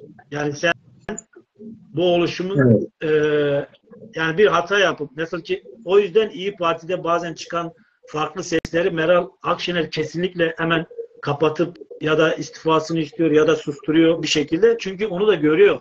Yani bu altılı masayı kim dağıtırsa o altılı masaya oy verecek seçmen de o dağıtan partiyi cezalandıracaktır. O açıdan İYİ Parti'nin altılı masanın böyle bir şeyi var, çıkmazı var. Yani böyle bir sorunu da ortada duruyor. Ve aynı şekilde üçüncü ittifak var. Yani Millet İttifakı'nın durumu buyken bir de üçüncü ittifak var. Üçüncü ittifak da aslında genelde şeyle alakalı. Yani seçimin ilk turundan değil de ikinci turuna yönelik daha çok. Yani ilk turda bütün ittifaklar kendi adaylarla çıkacaklar. İkinci turda da mecbur Millet İttifakı'nın adayını desteklemek zorunda kalacaklar. Evet. Başka seçenekler yok. Evet. Özet olarak böyle çünkü bu kısım bizi epey ilgilendiriyor. Şimdiden sorular gelmeye başladı. Biz biraz özet gidersek belki arkadaşların sorularını yönetme şansımız olur. Sayın Meymandar. Şimdi ilginçtir. Sana da ilginç gelmiştir mutlaka. Cumhur İttifakı başından itibaren daha seçimlerden epey bir mesafe varken 6-7 ay hatta bir yıla yakın bir süredir Devlet Bahçeli, ortağı Devlet Bahçeli bizim Cumhur İttifakı devam ediyor. Adayımız da Sayın Cumhurbaşkanı Recep Tayyip Erdoğan'ı diye ilan etti. Geçmişte 2 tane son seçimleri yine Devlet Bahçeli tarafında ilan edildi. Yani belli bir yüzdesi var ama etkili bir parti olarak 2 erken seçimleri o ilan etti. Tarihleri neredeyse sebep oldu ilan olmasına. Ama Millet İttifakı ise yaklaşık 1 yıldan bu yana Kılıçdaroğlu'nun önderliğinde, CHP'nin öncülüğünde altılı masaya kadar gelen bir çalışma var ve bu çalışma bugüne kadar somut bir öneriyle toplumun önüne gelmedi. Yani Cumhur İttifakı'na muhalif bu masa kendi alternatifini hangi adayla gideceğini ilan etmedi. Toplumda burada bir kararsızlık oluştu işin doğrusu. Bu da AKP'nin işine yarıyor. Kullanıyorlar da zaten. Ama ne gariptir ki ben üzülerek belirttim. Sayın Kılıçdaroğlu bana göre, ben şahsi fikrimi burada dile getirmek istiyorum. Türkiye'nin Türkiye'de değil de Avrupa'da, Almanya'da, yaşadığı Almanya'da, Fransa'da ya da Belçika'da ya da Hollanda'da bir ana muhalefet lideri olsaydı belki hiçbir ittifak bu oy oranları %1 bile olmayan partilerle ittifak kurma gereği bile duymazdı, seçilirdi.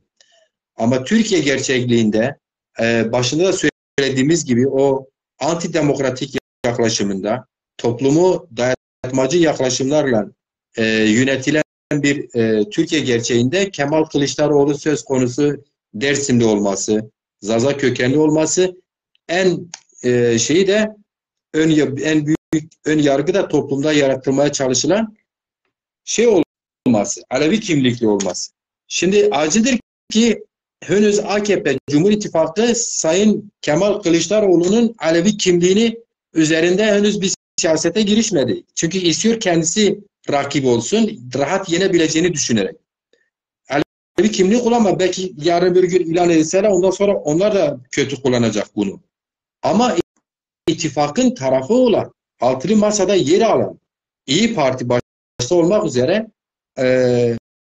diğer birçok parti Sayın Kılıçdaroğlu'nun adaylığına muhalif bir tutumları söz konusu. İşte belki de bu yüzden bazen İstanbul Büyükşehir Belediye Başkanı, bazen Ankara Büyükşehir Belediye Başkanı'nın ismini öne veren kesimler var. Bu kesimler kimlerdir? İYİ Parti ve gerçekten bu 21. yüzyılda bile Türkiye'ye yakışmayan yaklaşımlarla Kemal Kılıçdaroğlu'nu dışlıyorlar. Ya bu Kemal Kılıçdaroğlu dediğiniz lider bu ülkeyi kuran CHP'nin başındaki bir insandır. CHP'yi yöneten bir lider Türkiye'de rahat yönetilmesi lazım. Niye bu kadar ön yargılısınız? Buradaki anlayış çok sakat. O açıdan bence Altılı Masa dünün sabah programında ben izledim. Meral Akşener'in son tepkisi İyi Masa'nın zayıfladığını görüyorum. Artık niye öyle bir hamle yaptı bilmiyorum. Yani bir tarafta bakıyorsun diğer toplantılar, ortak toplantılarda bir genel başkan abi dediği bir genel başkanın istifasını isteyen Meral Akşener dünün CHP'ye meydan okudu. Sizin de işte isim vererek işte Kılıçdaroğlu'na yakın olan, etkili olan biri böyle konuşuyorsa o zaman toplumda şöyle bir imaj yaratılıyor.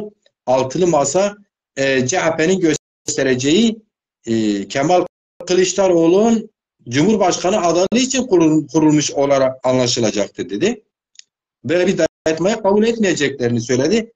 Dolaylı olarak da hatta direkt olarak da tepki göstererek Kılıçdaroğlu'nu onaylamayacağı yaklaşımı biraz belirledi. Artık ne çıkacak onu 2 Mart'ta daha tartışacaklar. Aday ilan etmeyecekler. Bu durum öyle çok kolay gözükmüyor. Şimdi buna tepki olarak Demirtaş cezaevinde dedi ki yürü Kemal, kimse seni tutamaz. Gol attı aslında. Yani o masada olmayan, dışarıdan o masada olan Demirtaş zeki yönlü öngörüsünü şey yaparak şey yaptı. Kemal Kılıçdaroğlu'nu konumunu güçlendirecek bir hamle yaptı. Bence bu açık bir hamledi. Açık siyaset ben buna derim. Ben olumlu da görüyorum mesela bu yaklaşımı. Çünkü hem Cumhur İttifakı hem Millet İttifakı HDP'nin yani Kürtlerin, Zazaların oylarına ihtiyaçları var. Düşünün 21 yıldır AKP eğer seçiliyorsa, iktidar oluyorsa Kürtlerden ve Zazalardan oy aldığı için. CHP son büyük şehirlerde eğer kazandıysa seküler Kürtlerden, politik Kürtlerden ve Zazalardan oy aldığı için. İkisi de Kürtlerle Zazalar bu iki ittifakını seçiyor. Her iki ittifakı da bunlar seçiyor. Dolayısıyla Demirtaş'ın o hamlesi Kemal Kılıçdaroğlu'nun aynı ikisindeki elini güçlendirdi. Bana göre Demirtaş ya da işte HDP'nin Kılıçdaroğlu'na desteği toplam o diğer 5 ittifak masada oturan sandalyede oturan oyu olmayan başkanların oylarından daha fazladır. Açık desteğini ilan etti. Yani HDP'nin oyu Ahmet Davutoğlu'nun, Ali Babacan'ın ve yine DYP'nin oylarından kat be kat fazladır. Eli güçlü olarak gideceği bu 2 Mart şeyinde aslında HDP dedi ki adayımız Kılıçdaroğlu'dur. İlginçtir. HDP bugüne kadar biz 3. Yol İttifakıyız, Özgürlük ve Emek İttifakıyız diyor demesine rağmen adayını açıklamıyor. Çünkü Kemal Kılıçdaroğlu'nun açıklamasını bekledikleri için. Orayı zayıflatmamak için bakın siz bizim oy verebileceğimiz bir aday gösterirseniz biz arkanızdayız diyorlar. Bunu Ahmet Türk defalarca söyledi ve Selahattin defalarca söyledi. Dün Meral Akşener'i izlediniz bilmiyorum Sayın Meymandar. Ona tepki olarak Demirtaş'ın şu tepkisi oldu. Ya zaten Kemal Kılıçdaroğlu hani Meral dün diyor ki seçilebilecek adayı diyor biz desteklemeliyiz ortak. Kimse kendini dayatmamalı. Yani Kılıçdaroğlu'nu kastederek.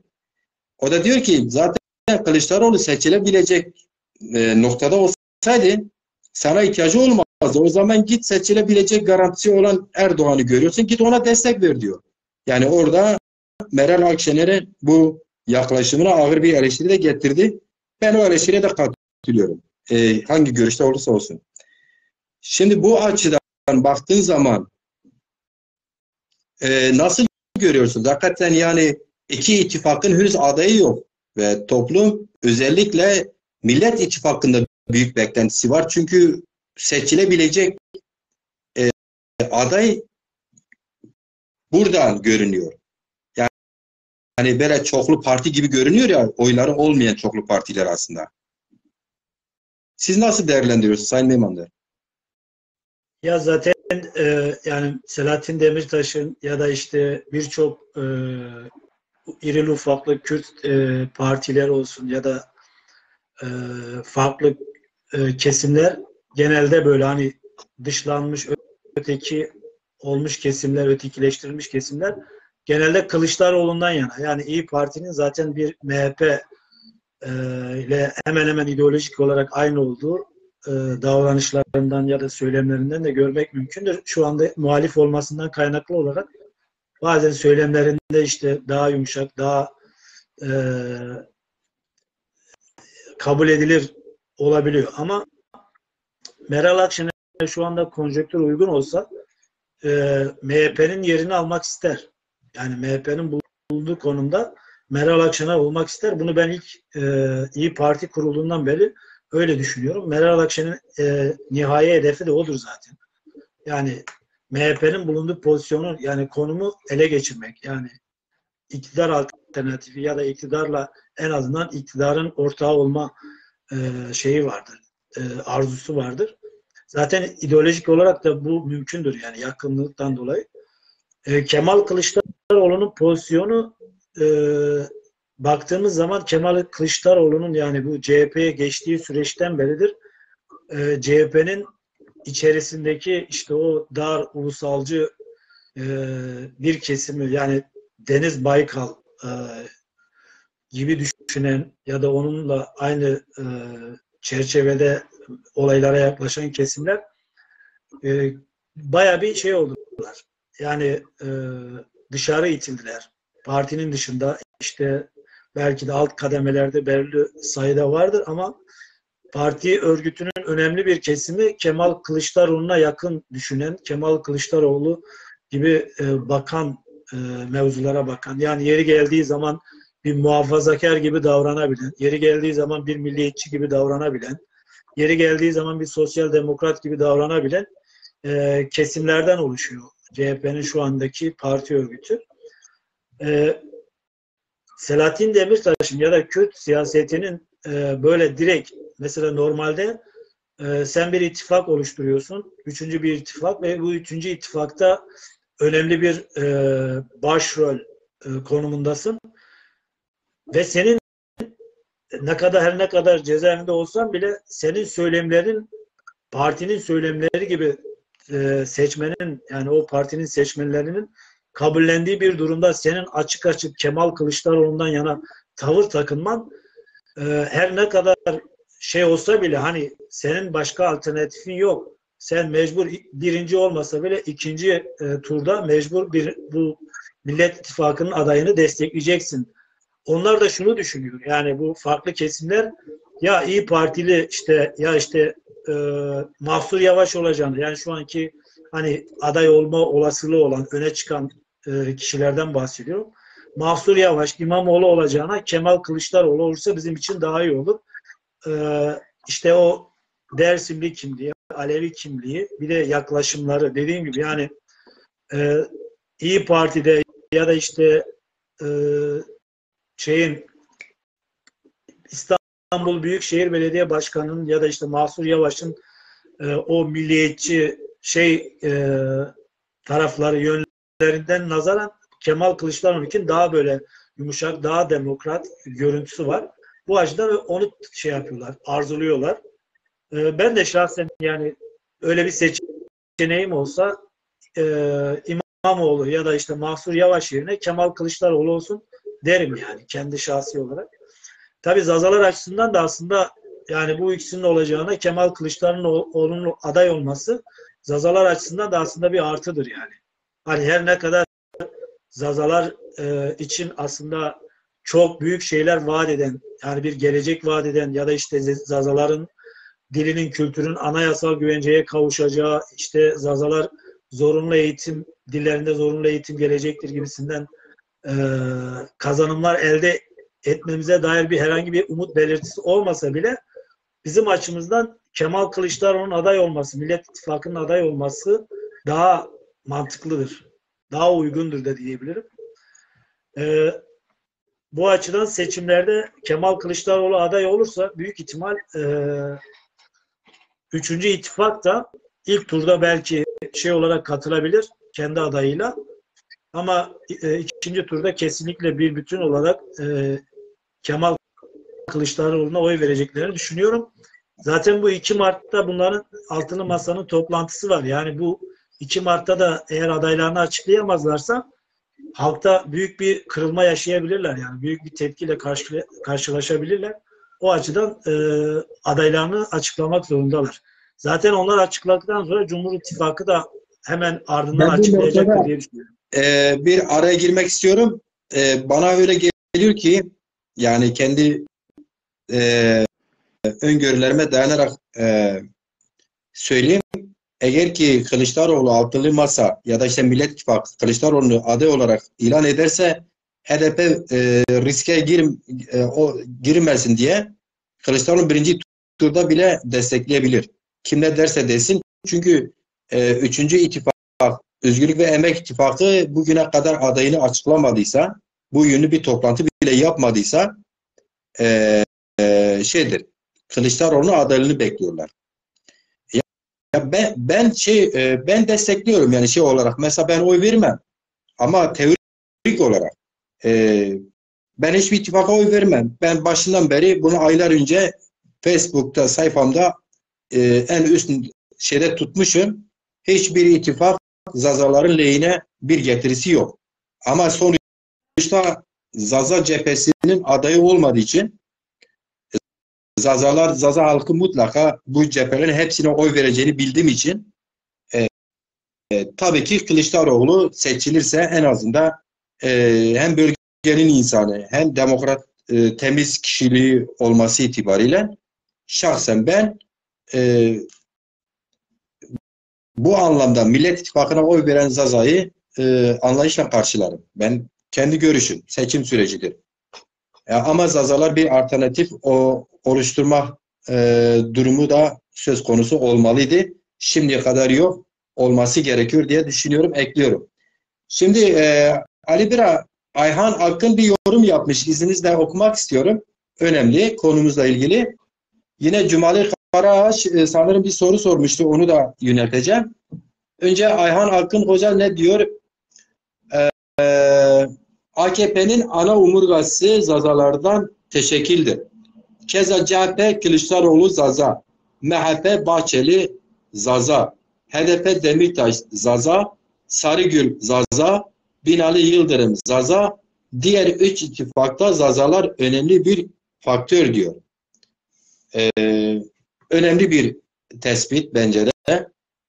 Bu kadar Zazaların olduğu ve hem de yani bütün partilerde önemli noktalarda Zazalar var. Sanırım Zaza duyarlı bir gün onları kendileri hakkında söz söyleme noktasına getirecektir. Çünkü Meral Akşener Zaza değildir ama Zaza kardeşim diyor.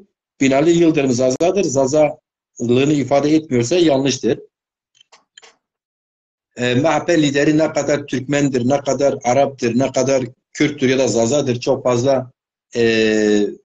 doğrusu istersen merak da etmiyorum.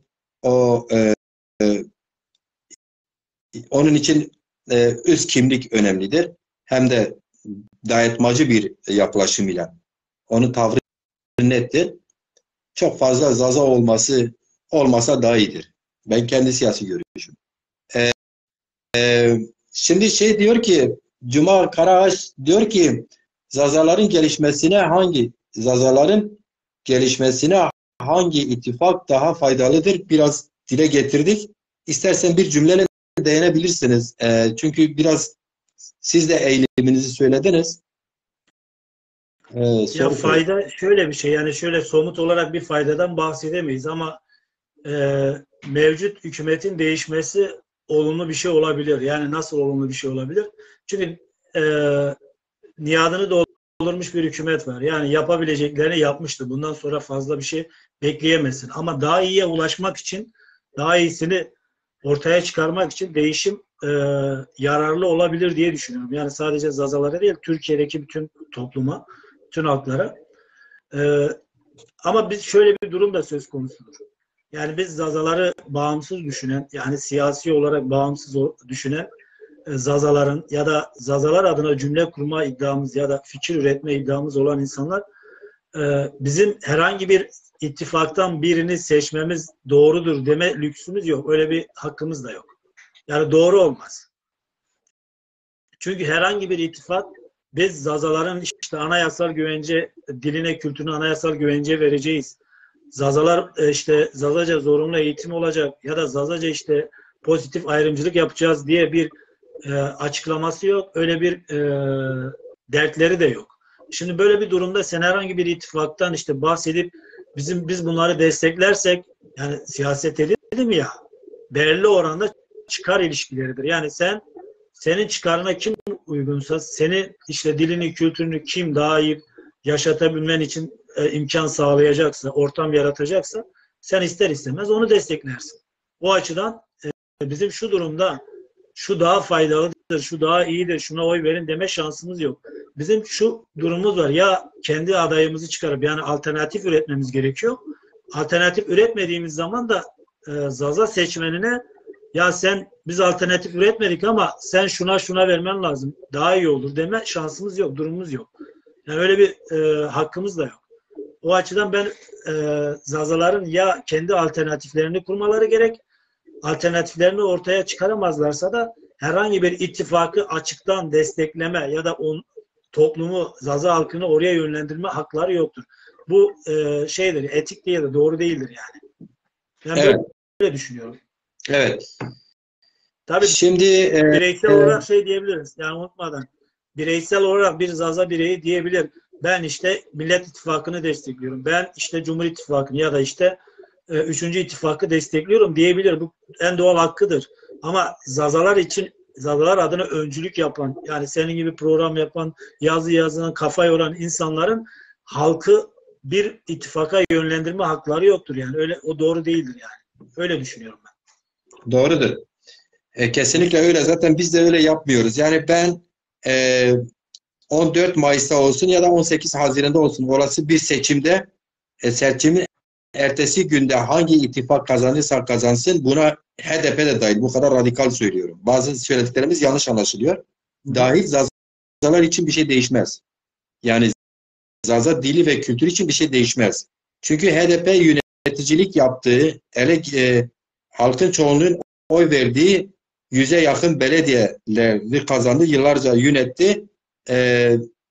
Tabelalarında, oda girişlerinde yazdıkları 2 dilli belediyecilikte bile Zaza kökenli belediye başkanı olmasına rağmen Sur içi bütün kapılarda Hunherat'ın siz hoş gelmişsiniz yazardı. Zazaca bir kelime yoktu. Dolayısıyla yanlış yönlere çekmeyelim. Biz düşünce belirtirken izleyici arkadaşlar anlamında söylüyorum. Şimdi birkaç yorum var. Bu güncel olduğu için kızıştı. Önemlidir. Kızışmasını istiyorum ben de zaten. Çünkü hakikaten açık siyaset yapmadan örgüt de ortaya çıkmaz. Örgütlülük de ortaya gelmez. Açık siyaset yapmak lazım. Şimdi bazı eğilimlerimizi açıklarken yanlışa düşebiliriz. Biz insanız.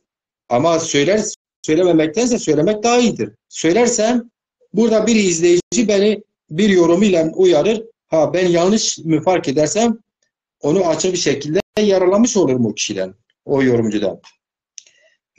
Mehmet Aşkın hocam önemli bir yorumu var. 75 yıllık yaşamında bir tek kez Zaza ve Zazaca kelimesini ağzına almamış Kemal Kılıçdaroğlu'nun akıl, vicdan sahibi olan Zazalar hangi şekilde desteklesinler? Tabii ki desteklesinler demiyoruz hocam, haklısın. Eğer öyle bir imada bulunduysak Yani haddimizi aşmışız, ben kendi adıma söyleyeyim. Desteklemesine demiyoruz. Ama mesela şimdi sonuçta bir ittifak kazanır. Sayın Meymandar'ın da dediği gibi 21 yıldır ülkeyi yöneten, artık bundan fazla yapacak hiçbir şey kalmamış. Deprem enkazı dışında, ekonomik enkazlar dışında yapabileceği, vaat edebileceği, vaat edip de yerine getireceği hiçbir şeysi kalmamış iktidarın da değişmesi gerektiğine inanıyoruz. Bu kadar da açık ve net söylüyoruz. Bu artık kim nasıl anlıyorsa öyle anlasın. Şimdi ne Zaza toplumunun sorunlarını çözmüş, ne halkın ekonomik sorunlarını çözmüş, ne deprem sorunlarını çözmüş. Milli gelirin 25.000 dolar öngördüğü bir AKP yıllardır milli gelirin 10.000 doların aşağısına düştüğü bir ülkede tekrar ya işte Kılıçdaroğlu Zazaca bir kelime değmemiş ömrünce sırf böyledir diye ana muhalefete şans tanımamak da ben akıllıca bir yaklaşım olarak da görmüyorum. Onu böyle not düşeyim efendim. Ali Murat Aran diyor ki Kılıçdaroğlu seçilirse ilk işi Selahattin Demirtaş'ı asmak olur. Seyit Rıza'yı en büyük casusluğu onun ailesi yaptı. Evet, biz mesela Murat Aran öyle bir şey yapmayalım ki biz de Kılıçdaroğlu savunuyoruz gibi bir pozisyona düşmeyelim. Şimdi ben bir kardeşimle kardeş olabilirim. 5-6 kardeş olabiliriz. Herhangi bir kardeşimiz bir yere suç işler. Hukuk önünde o kardeş suçludur. Diğer 5 kardeş eğer o suça planlı bir şekilde yardımda etmemiş, destek vermemiş, planlamamışsa suçsuzuz. Diğer 5 kardeş. Şimdi Kılıçdaroğlu ailesi bu bir iddiadır. Ne kadar şeydir. Yani burada biz Kılıçdaroğlu savunuculuğunu yapma durumuna, pozisyona getirmeyelim. Eksik bildiğimiz bilgileri de yani kesin böylemiş gibi bir yaklaşımda doğru bulmuyorum efendim. Peki başka ne vardır? Haydar Bağı ne diyor? 20 yıldır yönetenler daha fazla kötülük yapacakları bir icraat kalmadı. Evet.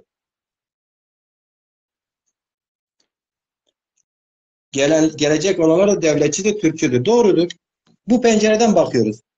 Biz Türkçü Türkçülüğünü yapsın, Kürtçü Kürtçülüğünü yapsın, Zazacı da Zazacılığını yapsın noktasındayız. Yani biz bu halkın 3. büyük ulusu olarak kurucu unsur olarak muhatap alınmak istiyoruz. Biz Zaza halkı diliyle, kültürüyle anayasal güvence hakkımızı istiyoruz. Biz TRT Zaza'yı istiyoruz. Devletin maaşını verdiği, benim vergimden, sizin verginizden maaşını verebileceği bir kadronun yönettiği bir televizyonda Zazaların hak ettiğine inanıyoruz. Onun mücadelesini veriyoruz. Dolayısıyla bizim isteklerimiz de Zazaların kendi coğrafyasında özgür olmasıdır. Bu da bizim hakkımız.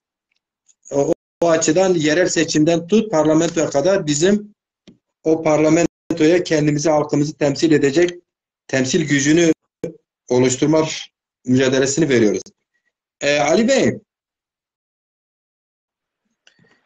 O eleştirilere dair şöyle bir şey, yani belki konuşmalarımız dediğin gibi biraz farklı anlaşılabilir. Yani ben şöyle düşünüyorum. Yani aslında hani Kürt siyasetinin belirli kesimlerin işte İmamoğlu ya da işte Mahsur Yavaş olacağına Kemal Kılıçdaroğlu olursa daha iyi olur. Neden?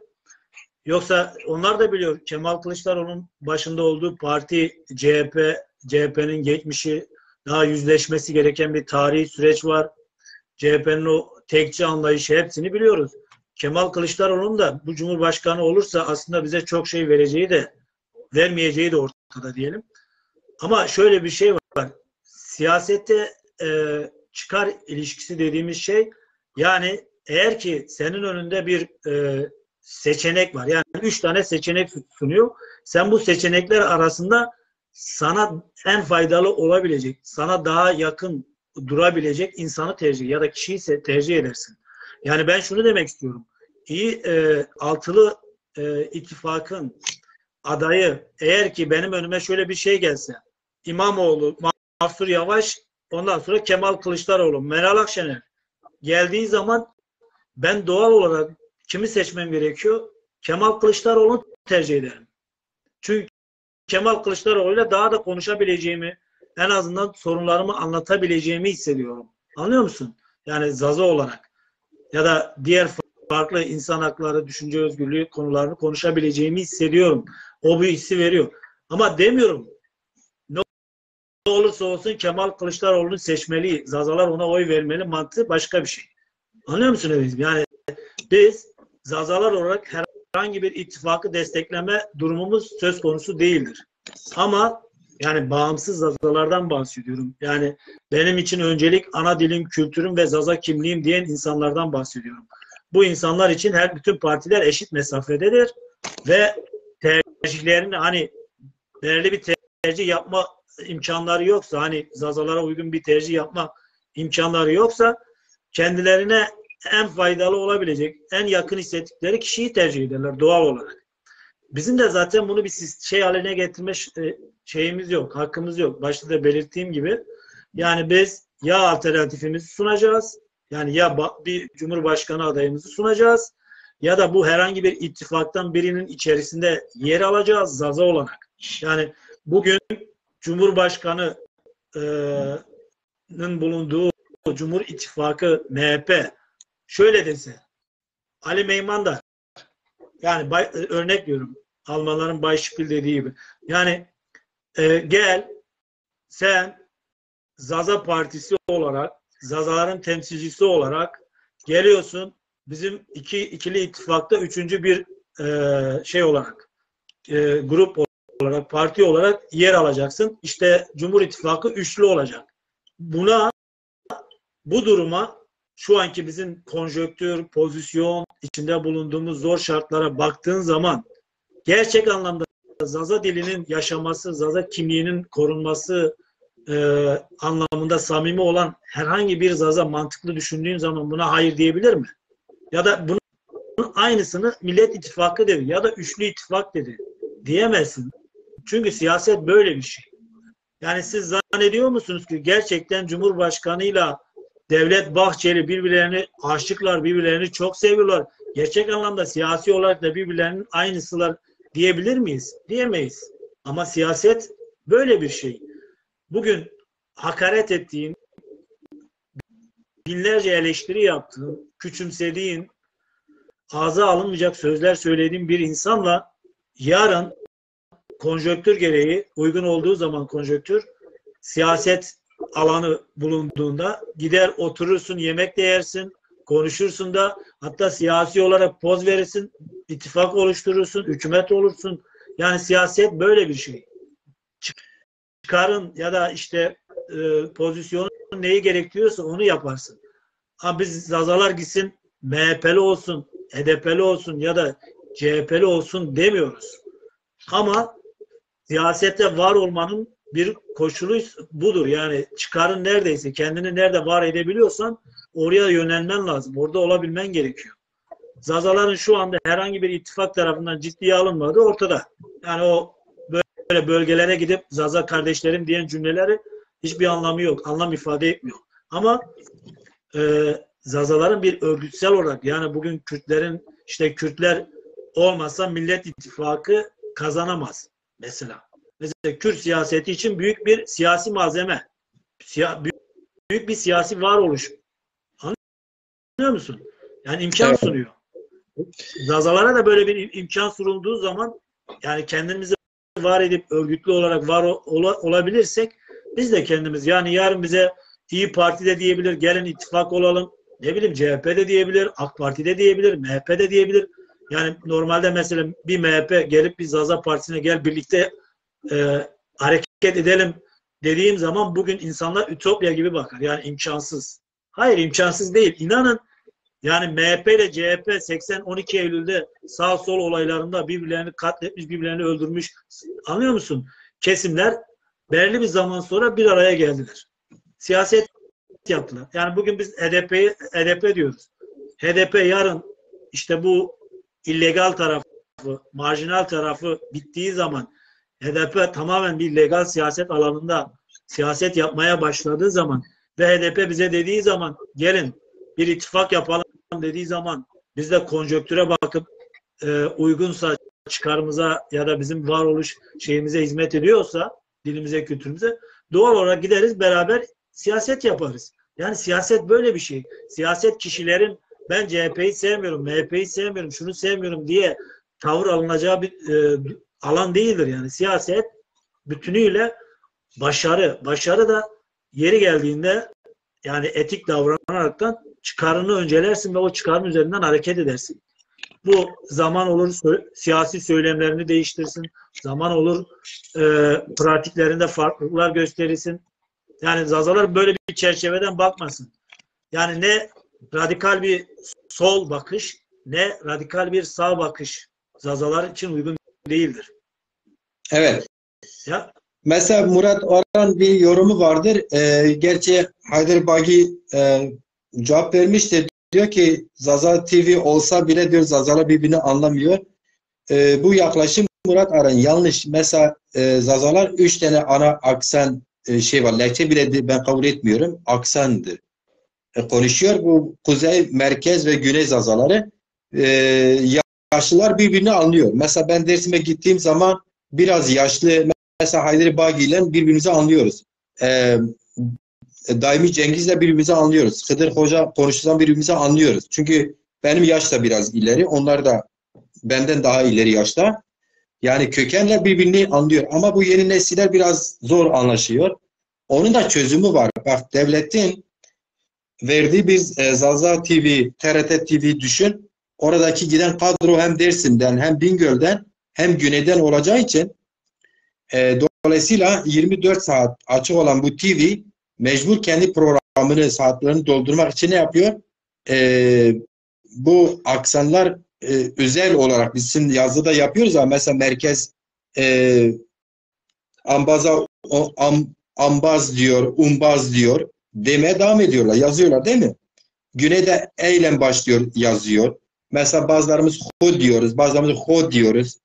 Benzeri gibi o TV'de bütün Zaza kesimlerin kendilerini anlayabilecek kadroların yapacağı programlar olacak. Ve biz vergi ödediğimiz için bu ülkede o çalışan insanların maaşlarını da kadronun maaşını da devlet ödeyeceği için o televizyon yürüyecek. Yani hep test yayında kalmayacak. O anlamda öyle deyip gitme. İkincisi biz Zazalar devletine sadık olmazsa yarın kuracağı devlette de bilmem sadıklık yapmazlar. Ama bu devlete sadık olsalar kuracakları devlette de sadık kalırlar. Yorumunuz bizimle bu şeyle yaptığımız çalışmanın bir alakası yoktur diye söyleyeyim de zaten. Çünkü Zazalar farklı bir devlet, yeni bir devlet kurma diye bir şeyleri yok, bir amaçları yok. Mevcut devlet hepimize yetiyor. Yeter ki mevcut devlet demokratik işleyişe sahip olsun dese. Onu da öyle söyledikten sonra biz tabii ki kendimizi konuşmalıyız. Eminim ki bugün Zaza Partisi, Zaza hareketi güçlü olsaydı, hani bir söz var, diyor ki hak verilmez alınır ve hak almak da güçle olur. Bu güç de örgütlülüktür. Yani mücadeledir. Bir araya ne kadar insanı getirebildiğindir. Ölçüsü odur. Mesela biz Gavanları kutluyoruz, doğru dürüst sörük geçiyor. Ya da halk kendisi kutluyor. Bir organizasyon, siyasi bir organizasyon bu Gavanları kutlamıyor. Kormaşkanlar mesela yine keza böyle. Ya da Nevruz bölgemizde kutlanıyor, yine keza böyle. Zazalar olarak kitlesel kutlamıyoruz. Partilerimiz varsa toplantıları kitlesel geçmiyor. Örnek. Yani bu durumdayken kimse gel, yani biz kuru kuru eleştiri yaptığımız zaman kuru kuru oluyor. Yani işte niye Cumhur İttifakı, niye Millet İttifakı, niye Emek ve Özgürlük İttifakı bizi muhatap almıyor? Kardeşim önce muhatap olacaksın ki muhatap alınasın. Şimdi biraz bu başlığı tartışalım isterim. Sayın Memandar, siz aynı zamanda Zaza siyasetiyle de ilgilisiniz, alakalısınız. Emekleriniz var. Biraz bu başlığı tartışalım istersen bir giriş.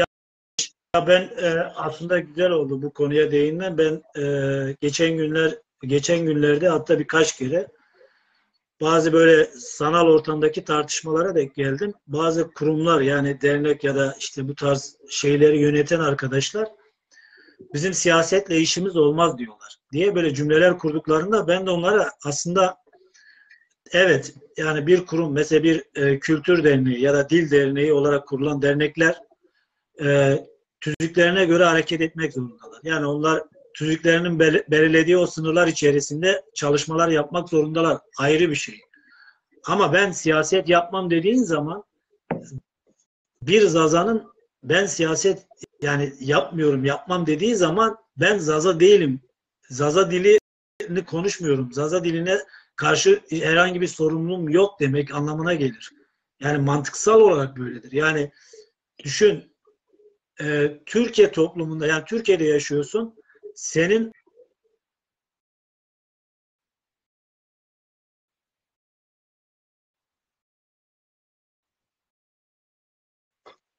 doğru gidiyor. Kültürün kaybolmasına doğru gidiyor.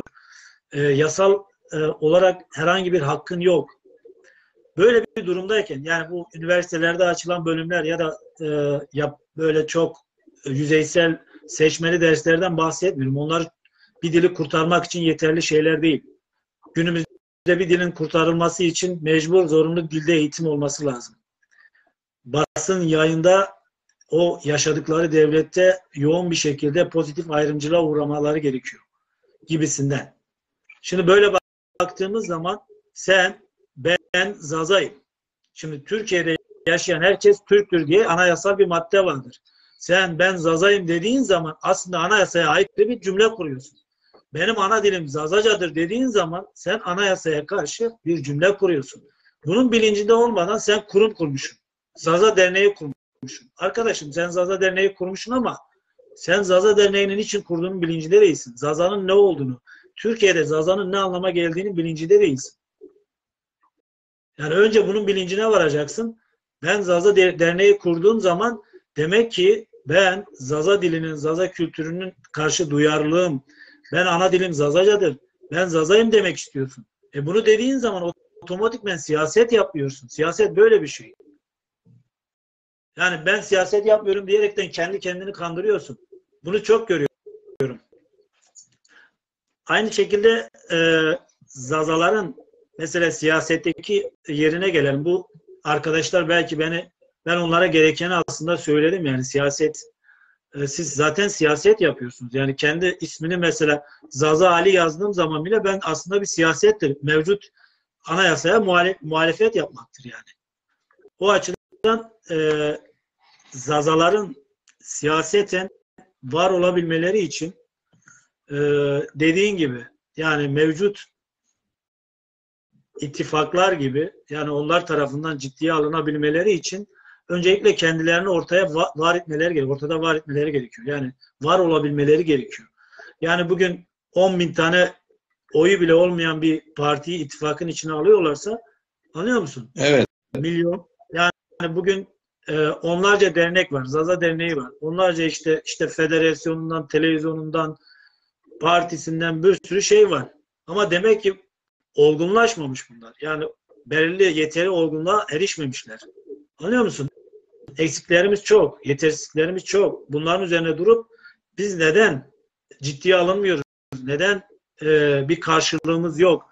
Neden her seçim geldiğinde Zazalardan kimse bahsetmiyor? Zaza oluşumlarından, Zaza örgütlerinden, Zaza halkından kimse bahsetmiyor. Zaza halklarından filan. Bunu sorgulamamız gerekiyor. Yani siyaseten var olabilmek için öncelikle kendini ortaya koyman lazım. Yani siyasetin çizdiği bir alan vardır. Yani hani sen bir arsanın etrafını çevirirsin dersin ya burası bana ait. İşte siyasetin çevrilmiş bir alanı vardır. Eğer Zazalar örgütsel olarak bu alanın içerisine girmezse bu alanın dışında sayılırlar ve ciddiye alınmazlar. Zazalar bir şekilde bu alanın içerisine girmeleri gerekiyor.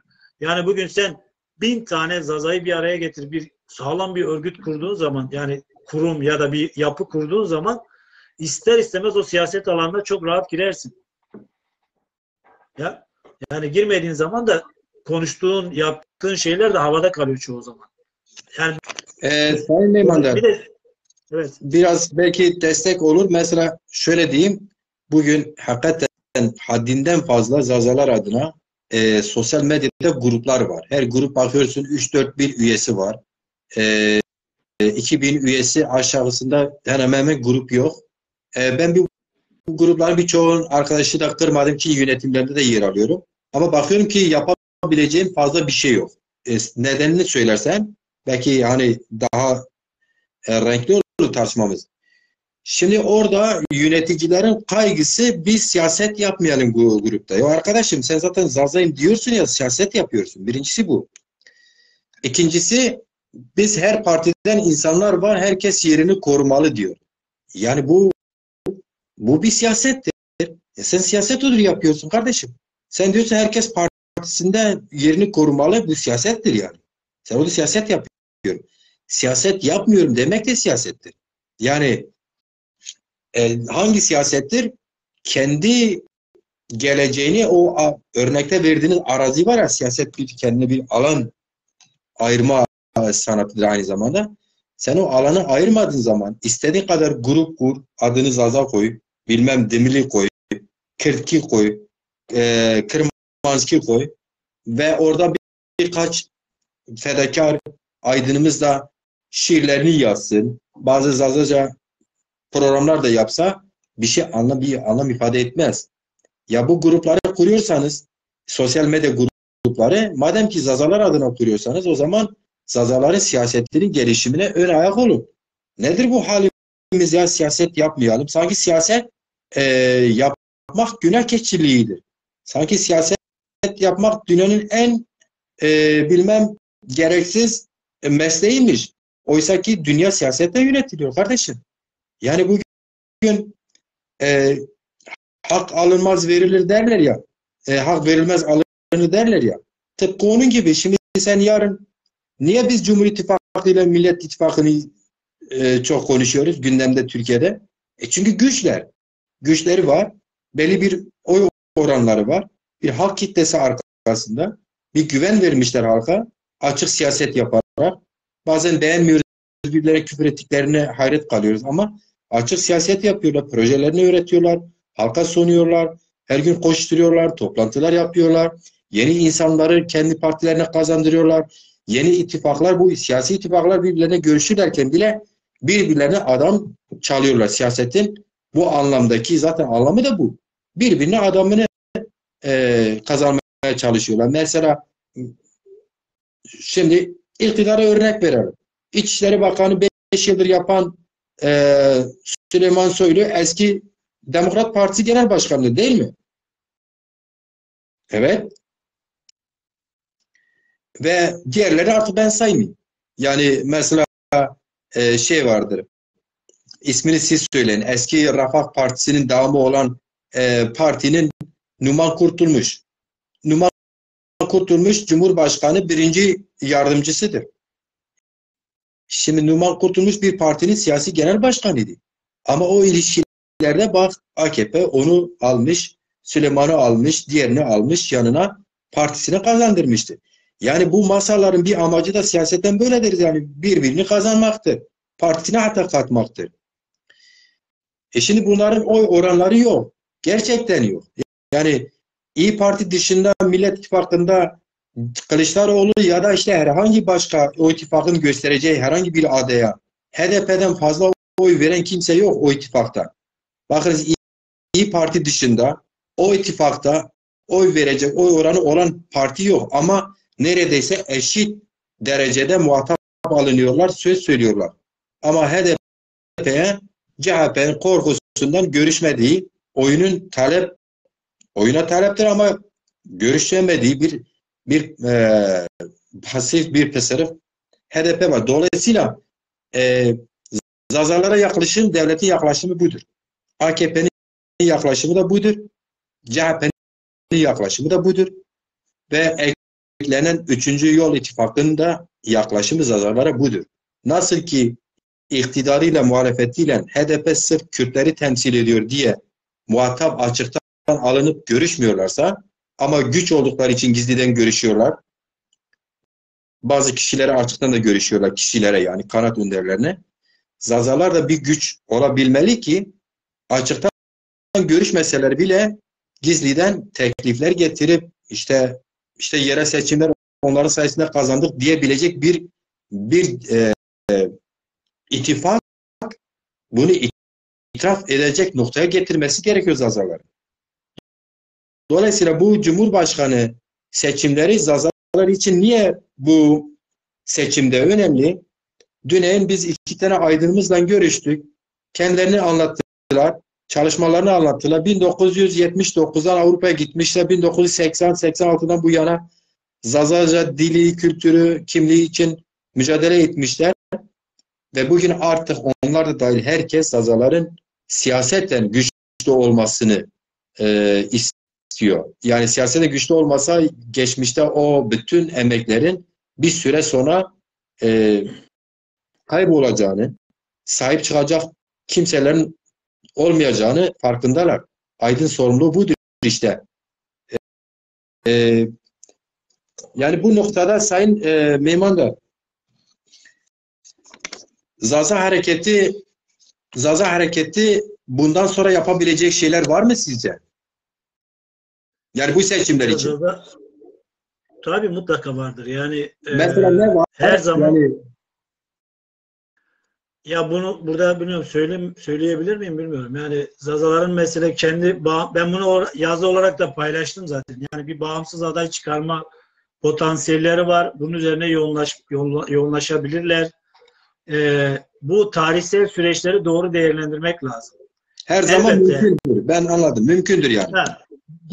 Dışarıdan baktığımız zaman evet bir arada hareket eden, birbirini dinleyen, birbirini anlayan, ortak hareket edebilen bir Zaza hareketinden söz etmek mümkün değildir. Farklı gruplar vardır. Farklı kendi içinde çatışan, kendi içinde boğuşan bir Zaza kitlesi var. Ama bu Zaza kitlesinin yani samimi olanlardan bahsediyorum. Eğer ki gerçekten samimi iseler bu çalışmanın yani bu bağımsız Cumhurbaşkanı adayı çalışmasına herkes elinden geldiği kadar yetenekleri oranında katkı sunmak zorundadır.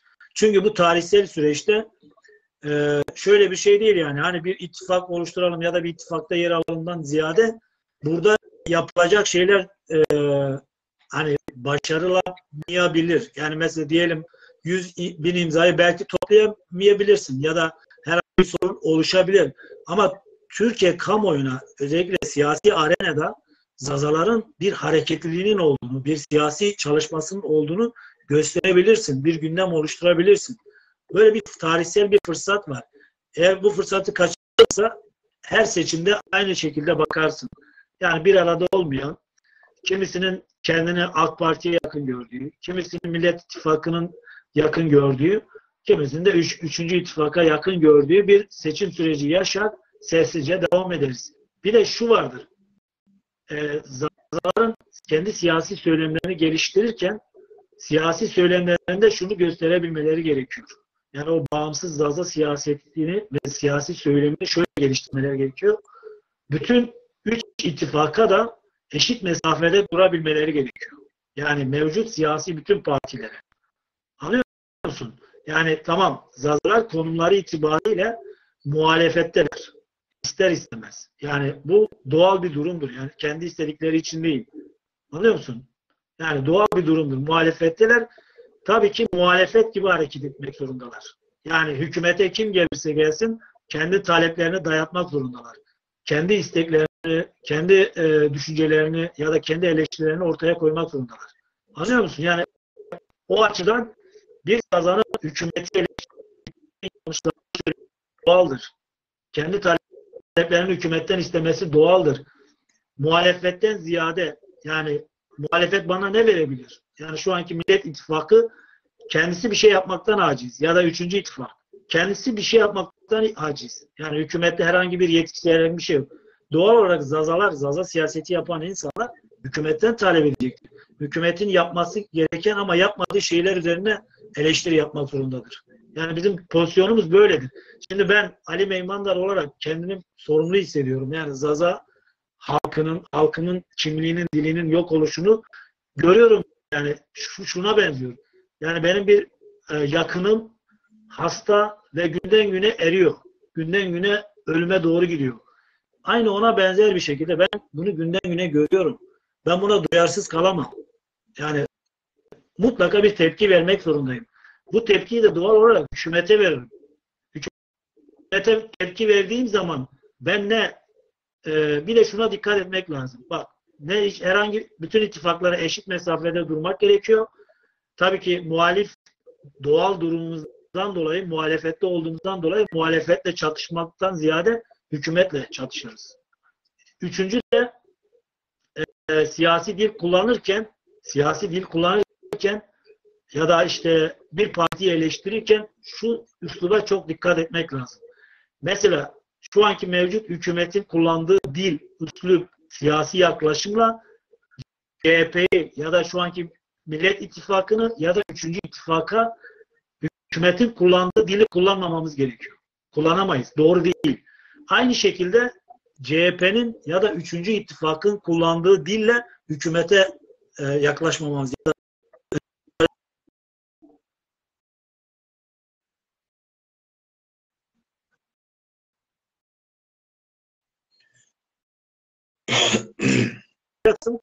bunlar zaten var. Benim varlığım bir anlamı olmaz ki. Kendi siyasetimi, kendi söylememi geliştirmem gerekiyor.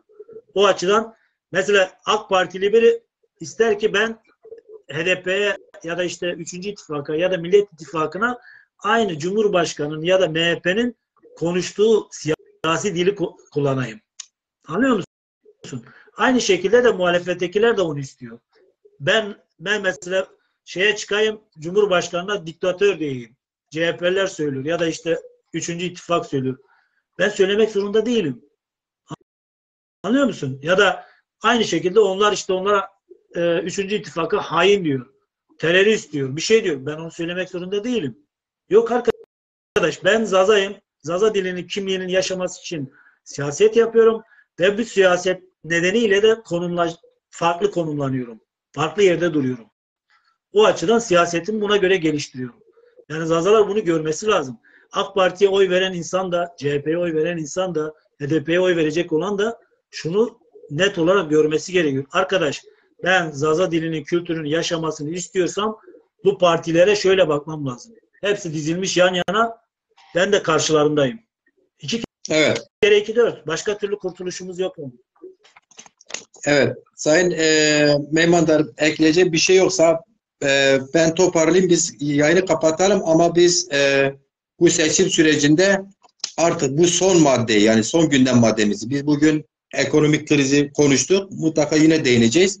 Tabii ki deprem büyük bir afetti. Mutlaka yine sorunları olacak. Günlük gündemimize gelecek sorunlar olur.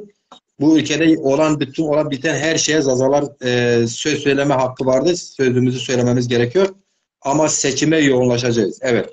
Seçime yoğunlaşacağız. Çünkü biz Zazalar kendi alternatifimizi oluşturmak durumdayız. Zazalar ne bir derneğe, ne bir şahsa, ne de tek bir partiye ya da şuna buna da mecbur değiller. Ne bir o ittifaka, ne şu ittifaka, ne şu ittifaka mecbur değiller. Zazalar tek mecbur oldukları şey, az önce bir yakınım hastaysa, gözümün önünde eriyorsa, onu doktora götürmem gerekiyorsa doktora götürmem lazım. Tedavi olursa ilaçlarını bulmam lazım diyorsun. Aynen o perspektiften bakmamız lazım. Hatta o yakınımız değil, kendimizsek daha fazla, bu kendimiziz yani. Her birimiz kendimiziz. Daha fazla çabalamamız lazım. Yarınları kazanmak için ya da sağlıklı yeni yıllara, yeni günlere hayatımızı devam ettirmek için. Dolayısıyla ben de sizin söylediklerinizin üstüne çok fazla bir şey koymuyorum.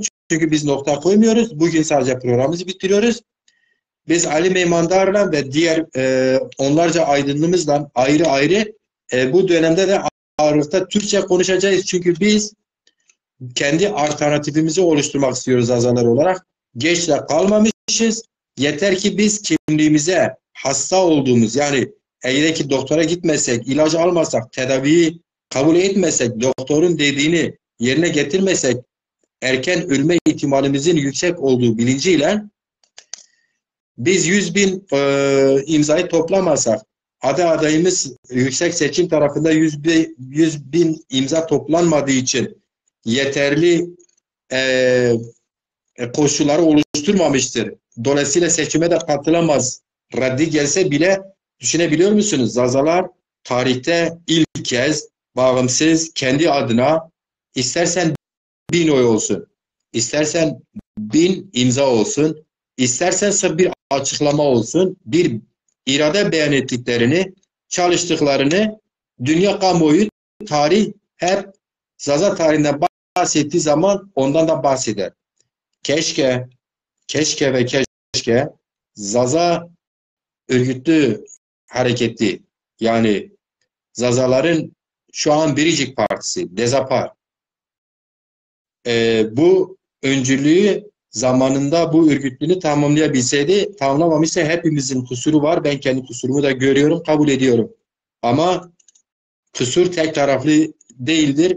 Mutlaka biz halkımızı yeterli kadar temsil edememişiz ve bana göre en büyük sorun da açık siyasetten. Siyasetten açık iktidara muhalefet bayrağımızı aşmadığımız için bu durumdayız. Çünkü bakınız bütün muhalif partiler kimse birbirine eleştirmiyor. Birbirleriyle oturup anlaşmak istiyor. Dünyanın her yerinde böyledir. İktidar kimse o eleştirilir. O iktidarda senin baban da olsa ona muhalifsen iktidarı eleştiriyorsun. Çünkü kural budur. Diğerleri daha sonra birbirlerini kim muhalefetse o diğerini eleştirir. Şimdi mesela AKP bugün iktidardır. MHP iktidardadır. O yüzden iktidarı eleştirmiyor. Ama yarın muhalefet düştüğü zaman her gün iktidarı eleştirir. Çünkü niye? Hedefi iktidardır ki iktidarı eleştiriyor. Bizim de hedefimiz iktidar olmalı. Bu iktidar yani Türkiye Zazalar olarak işte partimiz kazanacak, yönetecek anlamına değil. Yani MHP kadar iktidarı etkileyebilecek bir noktaya gelirsek o zaman Zaza dilini anayasal güvenceye kavuşturuyoruz. MHP'nin çok milletvekili mi var? Yok. MHP etkili siyaset yaptığı için her dönem Türkiye'de etkili bir parti olarak tarihe geçmiştir. Hiçbir zaman muhalefet olmamış ama her zaman fikri muhalefettedir. Fikrin muhalefette iktidardadır. Fikrinin iktidarda olacağı bir Zaza hareketi yaratma dileğiyle gelecek yıllar, tabii bu yol uzundur ama bu yolun temel taşlarını zaten Zaza aydınları 40 yıldır oluşturmuş, artık yetersiz görüyor. Yani bugün Dezapar'ın çok büyük çalışmaları da oldu. Alanda, burada, orada gerçekten yani bunu hiç kimse inkar edemez. Dezapar Genel Başkanı sahaya çıkmıştır, çalışmalar da yapmıştır. Hiç kimse inkar edemez. Ama demek ki yetersizmiş. Demek ki yeterli oranda karşılık bulmamışsa bazı eksikleri var. Demek ki bu eksikleri gözden geçirmek lazım. Benim anlayışıma göre bu eksiklik açık siyasetsizlikten kaynaklı. Sonra şunu söyleyeyim. Bir Zaza yurtseveri olarak Zaza hareketi eleştirilmeyecek diye bir kayda yok. Açık eleştirilmeyen aydından ben aydınlığından sorumsuzluk görüyorum. İstersen beni ne ilan edersiniz edin. Bakınız, açık Zaza siyasetinde açık eleştiri yapmayan aydın ben siyasetten yokum demektir istiyor. Yani ben eleştirirsem ben sorumluluk da yerine getirmem lazım. Sorumluluklarından kaçıyor anlamına gelir.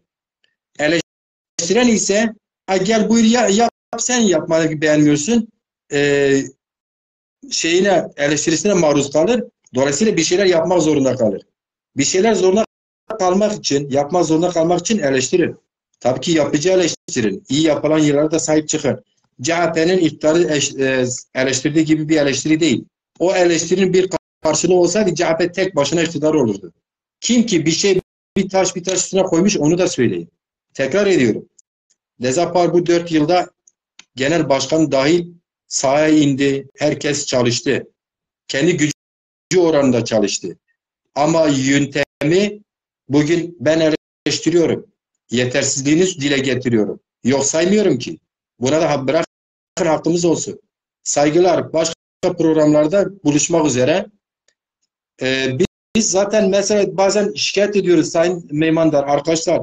Diyoruz ki işte biz 10-15 kişi birbirimizi izliyoruz. Ya biz ilgi alanı yaratmıyoruz, o yüzden 10-15 kişiyiz. Hele biz açıktan samimi birbirimizi eleştirirsek, gizliden kavga edeceğimize birbirimize açıktan kavga etsek bakalım nasıl zazalar bir araya gelir. Hele sen hükümete isteklerini kavgayla, tabii ki Ali'nin dediği gibi CHP'nin uslubunu, HDP'nin uslubunu kullanarak değil, geçmişte MHP'nin uslubunu kullanarak değil. Zazaların kendine has uslubu olması lazım. Ben biri diktatör, biri diyorsa ben diğeri de diktatör diyecek diye bir kayda yok. Ali biraz geldi, epey uzadı ama bir kamera geldi, bir bakayım kimdir? İlhami geldi. Belki hani sonuçta parti yetkilisidir. Belki söyleyecek bir şeysi var. Söz hakkı doğmuştur. İlhami biraz sen toparla bizim yayınımızı.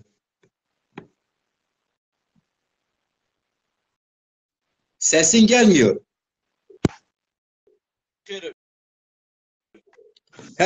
Şimdi geliyor. Ali biraz sana zahmet mikrofonun yan tarafında sesini kapat istersen.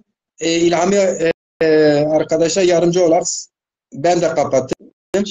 Şimdi seni tebrik ediyorum. Böyle açık, demokratik ve ders çıkartılabilecek eleştiri yaptığın için. İşte biz böyle aydınlar istiyoruz. Biz kimseye küsmüyoruz, kızmıyoruz. Bizim kızdığımız sessizlik, arkada dedikodu yapmak, öne de gelince hiçbir şey yokmuş gibi davranmaktır. Bu bizi büyütmez. Bizim hepinizden ricamız açık ve net ve böyle kibarca eleştiriler yapın. Biz daha onlardan ders çıkartırız. Bugün dahi bu konuyu genel başkanımla tartıştım, konuştum. Genel başkanımız gerçekten kaliteli, demokratik bir insandı. Ama şunu tabii ki ben de onda içerliyoruz. Eğer bizim bilmediğimiz, algılayamadığımız bazı sorunlar varsa biz görmüyoruz. Söyleyin, bilelim, ona göre yapalım. Seni o yüzden tebrik etmek için aradım. Yani böyle olmalıyız.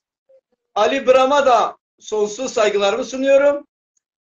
Geleceğimizin Zaza önderlerinden biridir. Kim ne diyorsa desin. Kendini yetiştiriyor. Biz artık yaşlandık. 55'e merdiven dayadık. Ama o inşallah daha güzel Zazaları toparlar. 40 yıllık Zaza emektarlarının hepsine ayrı ayrı hürmet ediyorum. 7 yıldır Zaza Partisi'ni kurmuşuz. Ne badireler atlattığımızı çoğunuz biliyorsunuz. Buna rağmen gücümüz budur. Kimse kusura bakmasın. Gücümüz budur. Yani sanki gücümüz var, bir şey etmiyoruz. Yanlış anlaşılmasın. Zaza iş adamlarımız maalesef hala bize yaklaşma istemiyorlar. Demin Ali Bıra'nın değindiği konu çok önemli. Eğer bir adam kendine Zaza diyorsa farkında olmadan zaten Zazalık yapıyor. Derneklere, federasyonlara, STK'lara diyorum ki ya bu ismi takmışsanız kendinize açık ve net siyaset yapmak zorundasınız. Çünkü geçen sene 21 Şubat'ta Kafkas derneklerinin düzenlediği bir güne katıldım. Ben, bizim genel başkan Fahri Ergün hocamız, Mustafa Demirci başkanımız. Orada bir profesör şöyle bir cümle kullandı. Dedi ki açıkça siyaset yapmayanların dili kaybolur maalesef. Örnek de verdi. Dedi ki hatta örneği ben verdim. Takdir etti beni. Lazlar, Çerkezler, Pomaklar Türkiye'nin akademik alanında bayağı güçlüler. Yani yön veriyorlar siyasete, kültüre ama açıkça siyaset yapmadıkları için bütün hepsinin dilleri kaybolmuş. Ben de orada parmağımı kaldırdım, dedim ki 15 milyon Zaza var. bizim dilimizin kaybolmaması için ne yapmamız gerekiyor? Siyaset yapacaksınız dedi. Yani daha biz hangi günü bekliyoruz, niye bekliyoruz bilmiyorum. O yüzden bir katkı sunmak istedim. Teşekkür ediyorum. Bütün katılımcılara hürmet ediyorum. Sana ve Ali Biray'a da başarılar diliyorum. Baş göz üstüne eleştirileriniz. Can, ne güzel. İşte demek ki biz tartışırsak birbirimizle anlarız. Gerçekten böyledir. Renk verdin, renk kattın. Tabii ki partinin yetkili insanısınız. Partinin kuruluşundan bugüne kadar. Yetkim yok. Yok. Keke Cilon. Parti adına tüzüğümüzde iki program var. Parti başkanımız ve parti sözcümüz yapar. Ben bir genel başkan yardımcısı olarak STK ve siyasi partilerden sorumlu başkan olarak katkı sunmak istedim. Fikrim de budur. Hatta bazen eleştiriler alıyorum. Bana diyorlar ki sen CHP'nin sezgin tanrı kulususun. Bazen işte her yere dalıyorsun. Dedim öyle siyasetçiler de lazım. Aynen öyle. Ben duyarlı bir insanım. Halkıma, halklarımıza, ülkemize, diğer komşu ülkelere, ben de böyle bir tarzım var benim. Ama ömrüm var olduğu müddetçe Zaza siyasetini yapmaya devam edeceğim. Eksiklerim olabilir, fazlalıklarım olabilir, beni bağışlasınlar. Donanımlı insanlar yetişene kadar mücadelem sürecek. Gençler gelene kadar.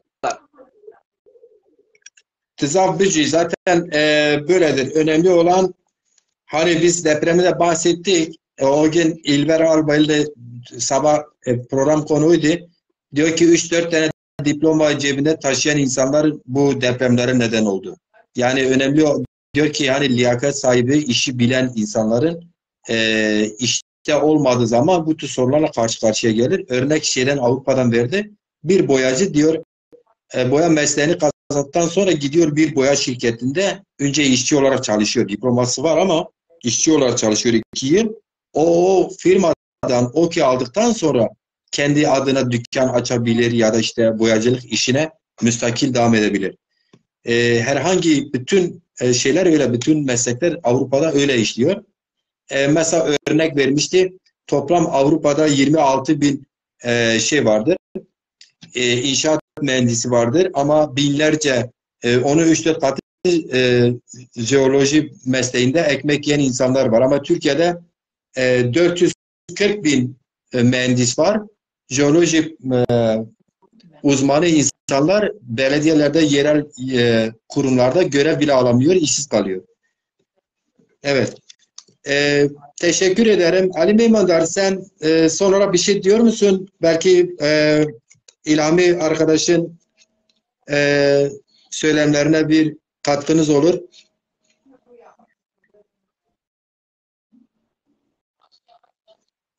Siz mikrofonunuzu kapattınız ya Ali Bey. Siz mikrofonunuzu kapattınız. Açın. Doğru. Ben kendisine teşekkür ediyorum. Güzel sözlerinden dolayı ve fikirlerini paylaşmasından dolayı.